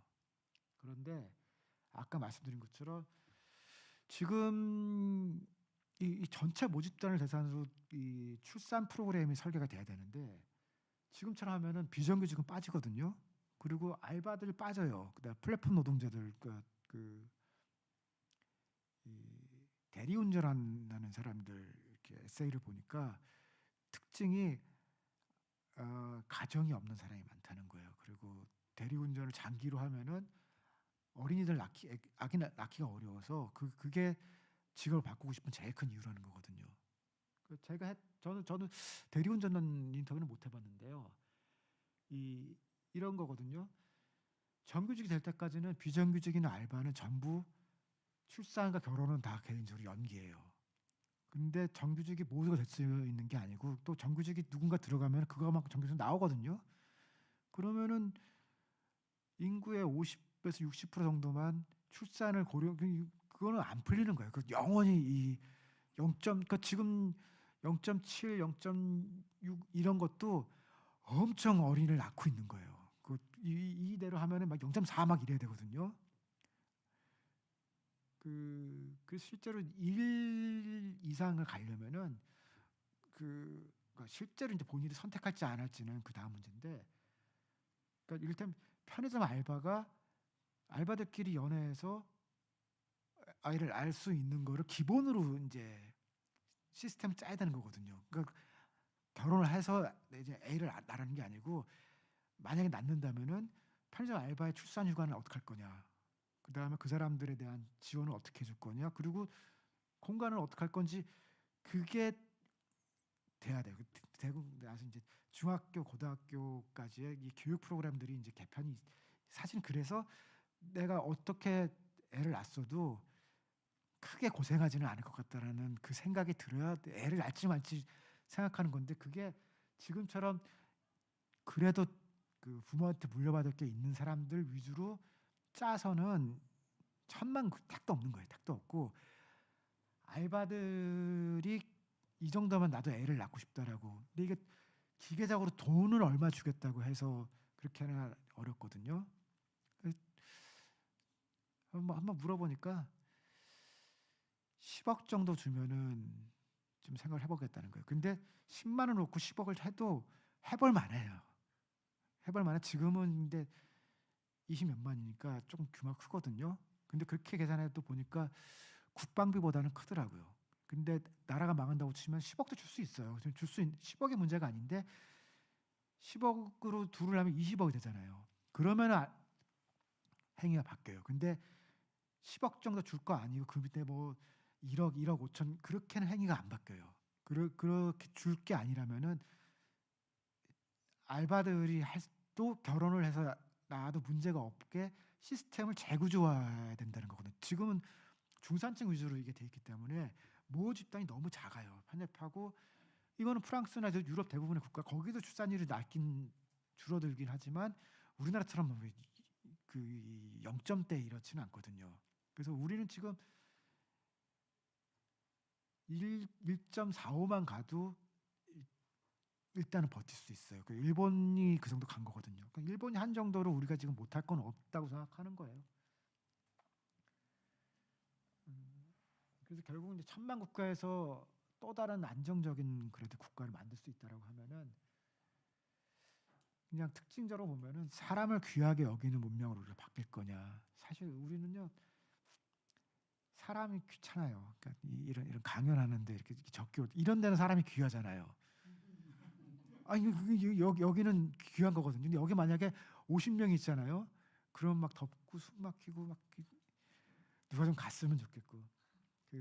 저도 한참 유명하고 장하던 선생 유명할 때, 그때 제가 연세대학교에서 이 계단 강의실에 400명 들어올 수 있는 그런 강의실에 장하준 선생을 모셔서 강의를 했어요. 와,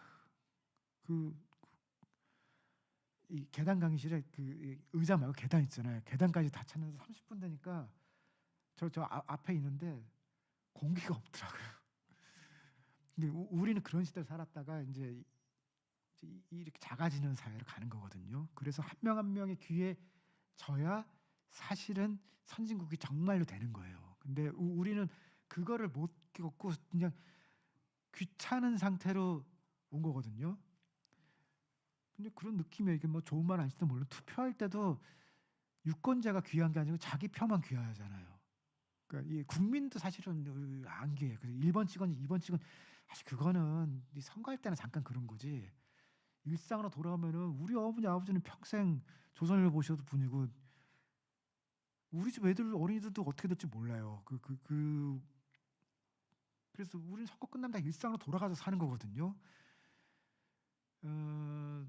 미국에서 약간 미국 사람들 충격받은 게 공화당하고 민주당하고 평생 거기는 이 집안이 완전 아니면은 그냥 평생 그렇게 가는데 결혼도 하고 그랬다는 거예요. 연애도 하고 그랬는데 그거를 이제 미국에서는 정치 양극화로 표현하더라고요. 트럼프 이후로 여러 연애를 안 한다는 거예요. 그 집단끼리. 근데 우리는 꽤 되는 것 같아요. 그런지 벌써 이게 바뀌어 나가는 게 사람이 귀한 거로 갈 수 있느냐. 그래서 근데 저는 가능하다고 보는 게 이게 계몽이나 도덕으로 안 될 것 같아요. 한 100년쯤 교육을 받아도 그 유전자처럼 문명이 된 거거든요. 근데 경제 법칙이 바꿔줄 것 같아요. 왜냐하면 이 노동이 희소한 거 우리 한 번도 경험해 보지 못했지만 당장 노동자가 없고 자기 회사에 없으면은 적극적으로 바꿀 수밖에 없다고 생각하거든요. 그게 이제 중소기업 일부는 그냥 버티고 그냥 있는데 이제 공기업이나 공무원이나 그다음에 대기업들은 바뀔 거예요. 그래서 이미 지금 주 5일제죠. 토요일 날 근무 안 할 때는 DJ 시절에 공기업이 먼저 했어요. 그래서 공기업이 먼저 하고 그거를 이제 몇 년 해봐서 안정화되면서 민간 기업도 하라고 그렇게 했거든요. 근데 이 지금 주 4일제로 지금 넘어가는 거는 정부는 절대 안 한다고 그러고 있는데 민간에서 이미 시범적으로 하거든요. 그래서 이거 뭐 한 달에 한 번씩 하기도 하고 두 달에 한 번 하기도 하고 내지는 2주에 한 번씩 하는데 민간이 먼저 하거든요. 이게 그것 때문에 창의력이 생기고 뭐 이거는 나중에 다 갖다 붙인 말이고 그렇게 해야 좋은 사람이 오기 때문에 그래요. 제가 아는 어떤 분이 최근에 창업을 했는데 거기는 주로 박사들 일하는 그런 고급 업종이거든요.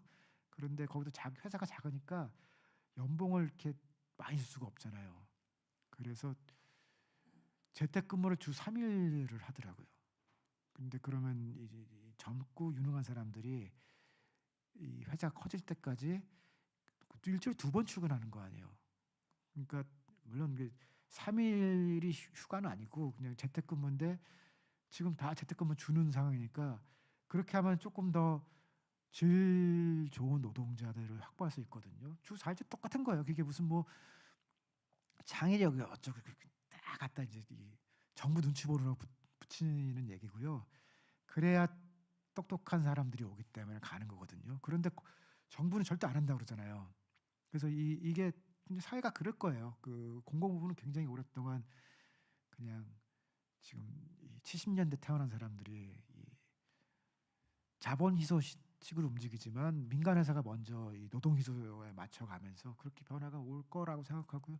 그래서 저는 천만국가 정도에서라도 일단 안정되는 것들이 뭐 사람이 착해져서나 뭐 그런 건 아닌 것 같고 어쨌든 자본과 노동 사이의 힘의 균형이 노동자 쪽으로 가면서 자연스럽게 지금보다는 더 사람을 귀하게 여기는 사회로 갈 것 같습니다. 일단 제가 준비한 얘기 여기까지만 하겠습니다. 고생하셨습니다.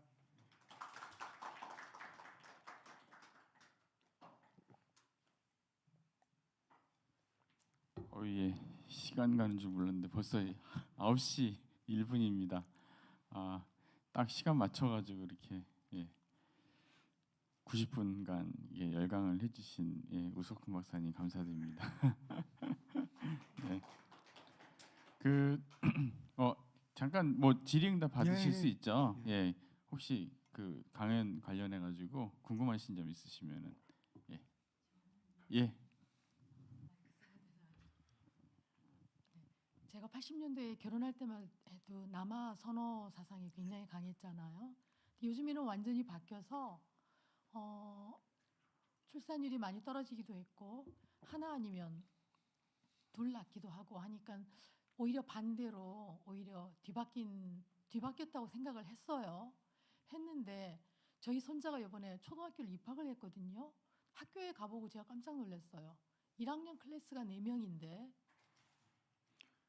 각 모든 반이 남자아이가 17명씩이에요.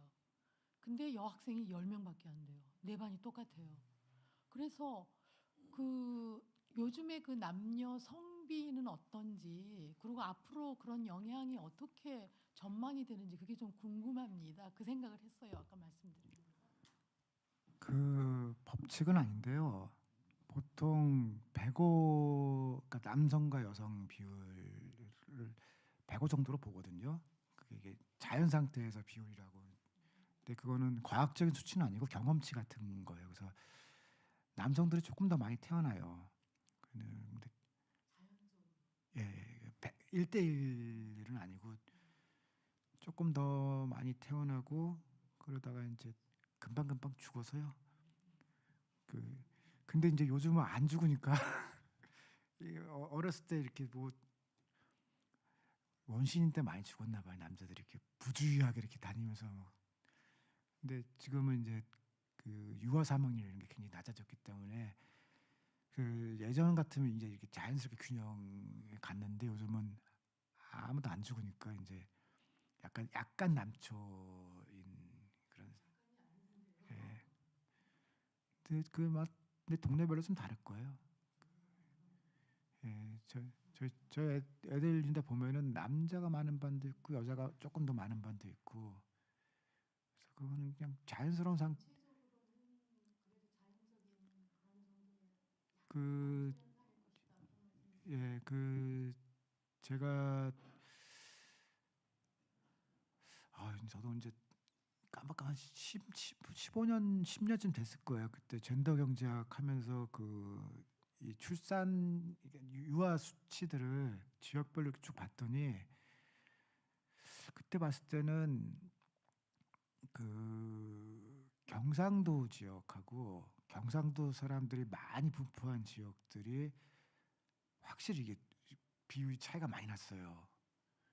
근데 지금은 그렇게 지역별로 약간 남긴 했는데 그렇게까지는 차이가 많이 안 나거든요. 그래서 이제 법적으로 이제 성별을 안 알려주게 된 게 이제 태아의 성별이 그러면 이제 낙태를 할 거다라고 했는데 지금은 이제 거의 이제 자연 비율하고 비슷해졌기 때문에 굳이 그 성별을 안 가르쳐줘서 생기는 그러니까 이 실익이 별로 없을 거다라고 해서 그 이제 알려주는 쪽으로 바뀌는 거거든요. 그래서 인위적인 조종은 지금은 많이 줄어든 것 같아요. 근데 뭐 이제 특별히 아직도 남아선호 선상이 남아 있는 일부 지역이 있을 수 있는데 전국적으로 그걸 이제 막 이렇게 조율해야 될 정도까지는 아닌 것 같아요. 근데 이제 예, 예. 아니 제가 아까 말씀을 들으면서 저희가 이제 저출산으로 앞으로 네. 이제 미래를 20년 후를 생각하면 이제 굉장히 인구 문제가 심각하다고 보통 다 동의를 할 텐데 또 한편으로는 요즘은 또 코스모폴리탄 시대에 또 여러 나라 인종들이 서로 섞여 사는 그런 시대로 조금씩 가고 있지 않은가 그런 생각도 좀 들거든요. 또 저희 나라가 또 아직까지는 공무원까지는 할 수 없지만 또 어려운 그 3D 직종을 또 동남아 노동자들이 와서 좀 뭐 채워준다든지 아니면 뭐 조선족 뭐 이런 노동자들도 많고요. 또 실제로 요즘 보면은 아이들 육아 그 젊은 엄마들이 직장 생활을 많이 하기 때문에 육아를 많이 도와주는 사람들이 또 조선족 아주머니들이거든요. 그래서 지금 이제 그런데 또 물어보니까 또 한국 국적을 취득해서 살고 있더라고요. 또 국제 결혼도 하고 있고요. 그러면 지금은 그렇지만 앞으로 한 세대가 넘어가면 그 자손들은 한국 사회에서 태어나서 한국말을 하고 한국 사람으로 살아가는 거잖아요. 그런 측면에서의 어떤 비전은 어떻게 될까요? 뭐 제가 이민을 반대하거나 뭐 저는 그렇지는 않습니다. 근데 이제 다른 건 뭐냐면은 외국인 노동자가 와 있는 거하고 이민은 이제 별개의 현상이에요.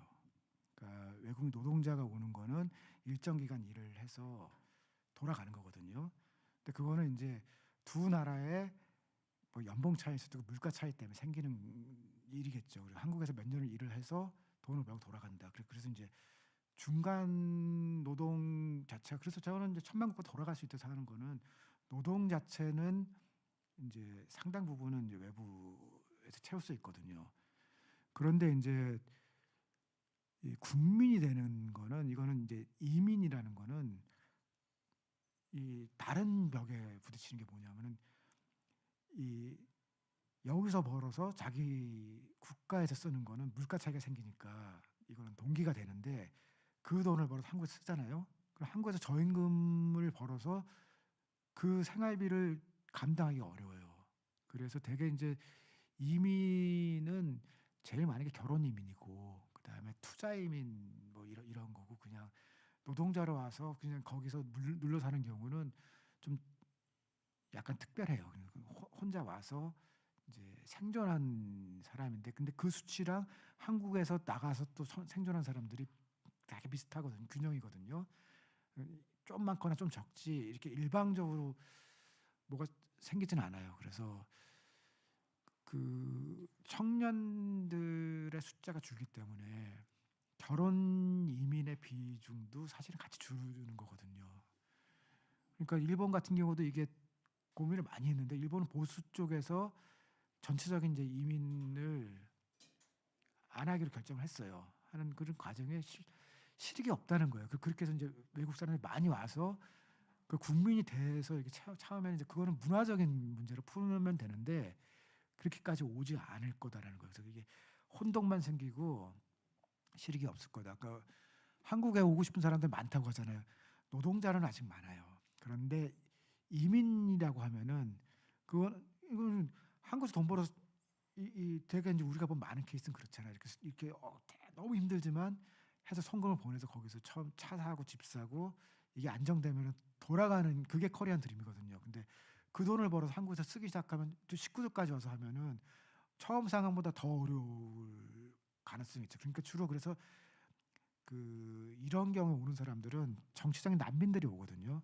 그거는 그러니까 난민은 이제 경제적 동기랑 좀 다르죠. 그거는 이제 이 얼마가 문제가 아니라 정치적인 피해를 갖고 오는 거다인데, 이러면은 스위스하고 한국 많이 달라요. 스위스는 경제적 이민은 되게 막아요. 이거는 뭐 그렇게까지는 안 막았었는데 90년대 동구권 붕괴한 이후로 폴란드 뭐 이런 데서 많이 내려오니까 스위스도 천만 될까 말까 하는 나라에서 막 몇십만씩 이렇게 오면은 이 사회가 흡수가 어렵거든요. 그러면서 그 구급화가 생긴 거예요. 그 유럽 전체적으로도 그런 그럼에도 불구하고 이제 스위스는 정치적 난민에 대해서는 이제 아직은 많이 열어놓고 있거든요. 예전에 저 진중권 선배랑 얘기하면서 그런 얘기 했어요. 그 정권 바뀌고 그랬을 때 이렇게 살살하지 말고 세게 해가지고서, 그래서 확실히 감옥 갈 것 같다 그러면은 스웨덴에 난민 신청하면은 스웨덴에서 거기 집을 주거든요. 그 진짜 정치 난민에 대해서는. 왜냐하면 스위스는 자기가 중립 국가라는 게 이 국가의 그 근간 같은 거거든요. 우리는 그러니까 어디선가 이렇게 피해서, 그러니까 막 오는 건 싫어해도 정치적인 박해를 받아서 스위스의 이 프리덤 자유를 외치면서 왔다 그러면 거기는 이게 진짜 그 정치단면 판정받으면은 집도 주고 막 그래요. 그렇게 막 하고 웃었던 적이 있었거든요. 그러니까 형은 이렇게 살살하지 말고 MB 때 세게 해라, 세게. 그래야 그는 독일 유학에서 독일을 잘하거든요. 근데 이 쥐리가 더 독일어권이에요. 그런 농담했던 적이 있는데, 그래서 이민은 생각보다, 그러니까 문을 여는 거하고, 그러니까 일하러 오는 거하고 살러 오는 거는 경제적인 이 메커니즘이 달라요. 그 미국도 지금 이민이 줄어서 굉장히 고민을 하거든요. 근데 막 트럼프 때문이라고도 막 그러는데 그 멕시코에서 오는 거는 좀 약간 정치 난민인 경우가 많고 일반적으로 이제 미국에 오는 사람들이 미국이야말로 이민 국가가 만든 거잖아요. 근데 미국 노동력이 부족한데도 그 이민으로 그 노동 그걸 못 채워요. 그래서 이제 더 풀어야 된다라고 이민 제일 잘 받고 그거 많이 한 나라가 미국인데도 미국도 지금 인구가 이 이민으로 못 채워서 좀 줄고 있거든요. 그래서 일하러 오는 거하고 사는 거하고는 사실은 좀 차이가 있어요. 그래서 우리가 이민을 열면은 그냥 엄청 올 것 같다 그 생각을 하는 그거는 우리 생각이고 경제적으로는 그러니까 자기 혼자 가서 고생하고 일하는 거랑 식구들을 데리고 와서 여기서 소비를 하는 것의 그 차이 때문에 이게 쉽지가 않아요. 그러니까 이제 자기가 이 나라를 떠나야 된다고 그럴 때는 정치적인 이유가 경제적인 이유보다 생각보다 커요. 그래서 충분히 한국의 물가는 지금 서울 같은 경우는 뭐 거의 이 스위스와 동경 이런 데보다 좀 높다는 거 아니에요. 제주도도 마찬가지예요. 제주도의 커피값을 분석을 해보니까 제주도 커피값 되게 비싸거든요. 근데 그럼 그 제주도의 커피 카페 주인들이 그렇게 하고 싶어서 그런 게 아니고 거기 임대료가 비싸지니까 그럴 수 없는 거거든요. 그런 똑같은 이유들이 작동을 해요. 그래서 이제 이민을 받으면 될 거니까 사실은 아까 우리의 문제지만 모두의 문제지만 아무의 문제도 아니라는 거예요. 지금 한국의 또 많은 50대 이상은 그냥 이민 받으면 된다 생각하는. 근데 그게 저는 그런 분석을 좀 해봤는데 대부분의 국가가 그렇더라고요. 그러니까 투자 이민을 적극적으로 유치하던 그런 특정한 근데 그런 데는 되게 아르헨티나 이렇게 땅이 많고 그래서 돈만 갖고 오면 이게 땅 띄워줄게 이만큼씩 그럴 때 하는 일이고 우리처럼 뭐 나 줄 게 별로 없이 그냥 이렇게 와서 일해라 그러면은 내가 왜 가? 그 돈 있으면 살지. 그래서 지금 한국 물가가 굉장히 비싼 나라라서 이렇게 제가 20년 전에 일본 갔을 때는요 너무 비쌌어요. 그래서 그냥 그 카페 같은 데 커피 먹는 것도 무서워서 자판기에서 이렇게 막 마셨거든요. 10년 전에 갔더니 약간 비싸긴 한데 여기서 뭐 밥 먹고 술 먹는 걸 못할 정도는 아니라는 생각이 들었거든요. 지난달에 갔더니 와 식구들 데리고 와서 며칠 동안 때려 먹고 왔는데도 참 너무 엄청 먹었어요. 엄청 먹었는데 주말에 이 어린이들하고 이 시내 가서 먹는 것보다 싸더라고요. 그래서 막 더 먹어 더 먹어. 저랑 근데 엔저도 있지만 그 사이에 한국 물가가 굉장히 비싼 거예요. 그러니까 우리는 여기서 살고 있으니까 그냥 잘 못 느끼거나 이제 굳이 인식을 못해서 그러는데 그래서 이민이라는 거는 한국의 물가와 집값과 이런 거를 거기도 이제 식구 단위로 할 수 있느냐. 그래서 이게 일단 100만 명에서 20만을 줄면 80만이잖아요. 연간. 그럼 이게 몇십만 명은 연간 이렇게 와야 이게 좀 완화가 되는 거거든요. 근데 그러니까 문화적 충격이나 이거는 그 차지하고라도 그렇게 몇십만 명씩 한국에 이렇게 추가 이민이 올 거냐 경제적으로 어려울 것 같아요. 예, 대답이 됐는지 모르겠네요. 예, 또 다른 예. 북한은 출산율이 어떻게 되나요? 북한이 2를 유지하다가요. 얼마 전에 1.9 이렇게 떨어지면서 북한도 지금 난리가 났어요. 그래서 이게 김정은이죠. 이게 틀리면 큰일 나는데 그 이렇게 막 출산하면은 왜 선물 패키지 주라고. 근데 그 선물 패키지가 또 뭐 분유 무슨 뭐건 뭐 이렇게 실제로 이렇게 대단치는 않대요. 그래서 별 실효성은 없는데 지금 그래서 이게 딜레마가 뭐냐면은 예전에는 많은 문제가 생기면은 그냥 이건 다 자본주의 때문이다라고 이렇게 하면 맞든 틀리든 설명이 됐었거든요. 근데 저출산이라는 이 세계적인 트렌드는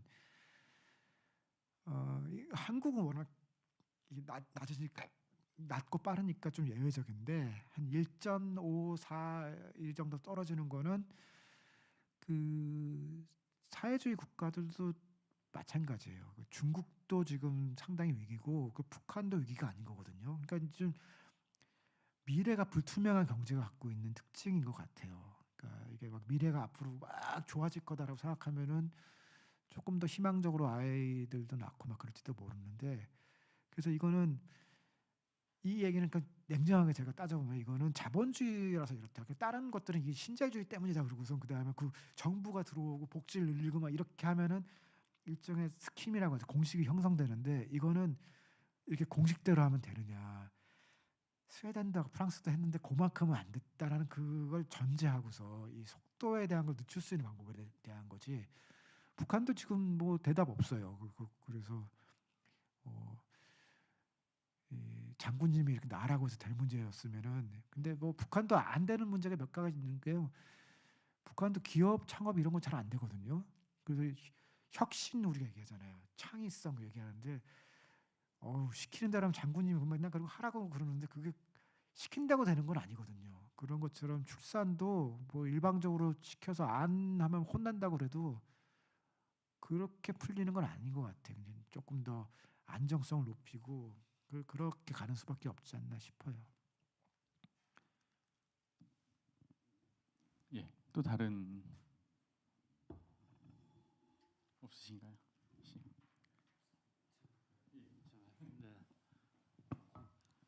네. 저 보통 때 이제 인구 문제하고 통일 문제에 대해서는 조금 시각을 조금 달리 생각하는 것도 있고 제 생각하고 맞지 않는 분도 많은 것 같고 그래서 그런 문제는 제가 보통 때도 조금 유심히 생각을 해보는 편인데요. 사실 한국의 인구 밀도가 예전에도 늘 봤듯이 방글라데시, 대만, 대한민국에서 초고 인구 밀도 사회고, 그래서 그리고 그런 얘기도 한번 들은 적이 있거든요. 실질적으로 인간이 살 수 있는 땅을 기준으로 했을 땐 대한민국이 단연 실질 인구 밀도는 세계 탑이다. 이런 얘기도 있고, 그런 도시국가들 이런 인구 얼마 안 되는 거 빼고요. 근데 지금 선생님 얘기 뭐 생각은 했지만 1000만으로 가더라도 더 이런 많은 이런 문화나 이런 것이 바뀌어서 경제적으로도 이렇게 방어가 될 것이다 이런 뜻으로 들었기 때문에 저도 그러리라고 생각을 하면서도 이제 애들이 주위에 안 보이고 하면은 조금 그런 것도 있긴 있는데, 이 자원도 최빈국이고 식량 자급도도 굉장히 떨어지는 위험한 나라에서 적정 인구 밀도라는 거는 보통 때 어떻게 생각하시는지 좀 한번 듣고 싶어요. 그냥 편의상 사람들이 쓰는 개념이고요. 인구 밀도 적정이라는 건 없는 것 같아요. 근데 이제 많다 적다는 것도 되게 주관적인 거거든요. 그거보다는 한국 같은 경우는 그 도시화율 같은 게 조금 더 잘 보여져요.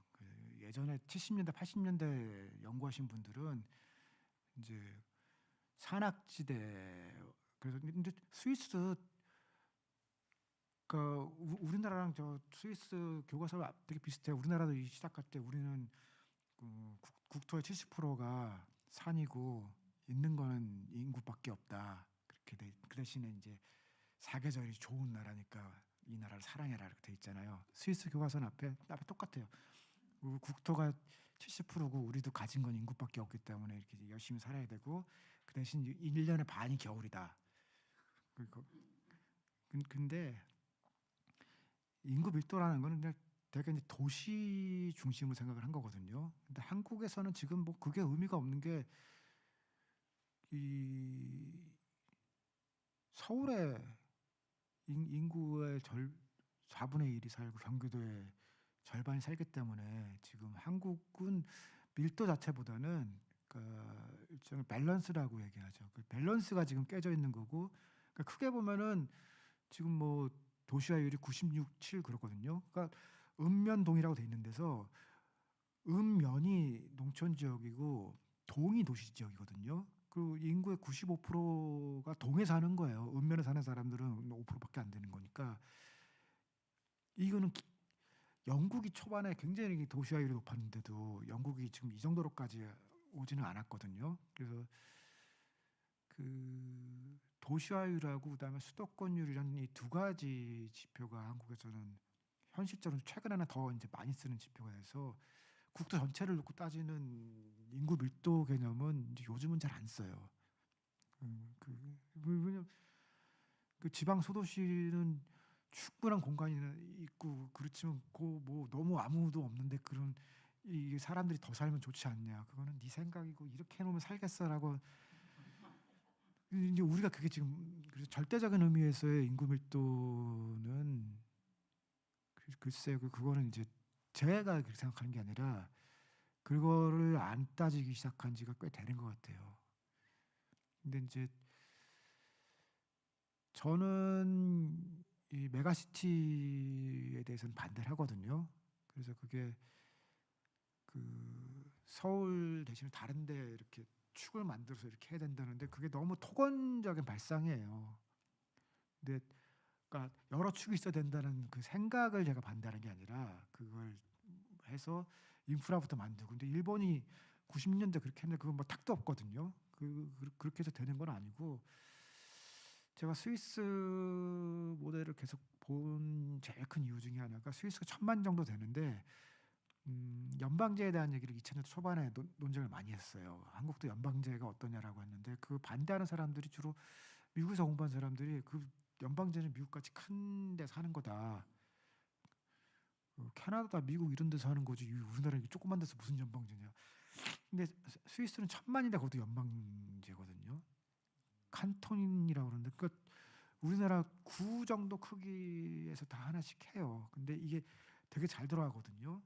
그러면은 우리나라 메가시티를 할 게 아니라 제가 만약에 결정한다 그러면 연방제 뭐 연방제는 헌법 바꿔야 되니까 연방처럼 운영을 한다고 하는 거는 그 메가시티를 할 그 돈을 아예 그 지역에 예산을 배정하는 거예요. 그걸 메가시티를 하든지 뭐 공항을 짓든지 그건 알아서 하고 근데 그걸 가지고서 뭐 밥을 해 먹든지 근데 연방제는 그거거든요. 그 돈을 자기가 권한을 가지고 쓰는 거예요. 그 연방 예산을.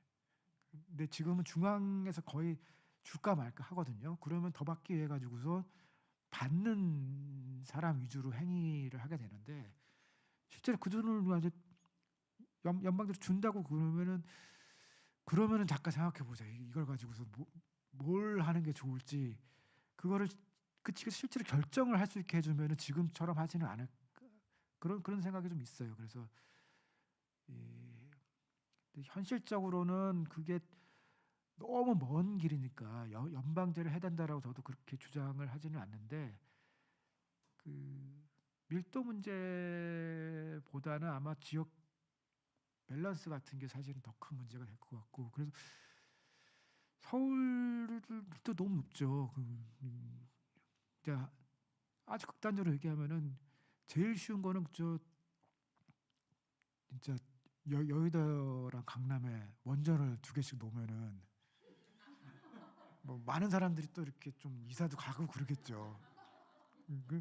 그래서 예전에 제가 여의도에다가 국회 앞에다가 원전 놓자는 얘기 제가 오늘 제일 처음 했거든요. 그래서 이제 환경 쪽 사람들이 그걸 막 받아서 그렇게 안전하면은 여의도 놓자인데 그럼 한남대교 옆에서 놓고 이렇게 해서 한 2개씩 이렇게 놓으면은 또 많은 사람들이 이사 갈 거예요. 그리고 그게 뭐 서울이 망해도 그게 우리나라가 망하는 것보다는 저는 서울에 태어났거든요. 그리고 굉장히 오랫동안 서울 사람인데 그냥 서울에 다 몰려 살면서 망하는 것보다는 그냥 참 원전 놓고 그러면 차라리 그런 생각도 요즘 해요. 그런 정도가 아니면은 정약용이 똑똑한 사람이라고 생각했는데요. 정약용이 나중에 유언처럼 자기 아들들한테 썼다는 거예요. 너네는 절대로 4대문 받고 나가지 마라. 그때 정약용 귀향 가서 이게 뼈저리 느꼈다는 거예요. 시골에도 살아보고 경기도도 살아봤더니 다 아무것도 아니고 4대문 안에 살아는 무슨 석학인가 싶더라고요. 겨우 그 정도 하면서 무슨 뭐 세상은 아는 척을 엄청 하는데 그래서 저는 정약은 별로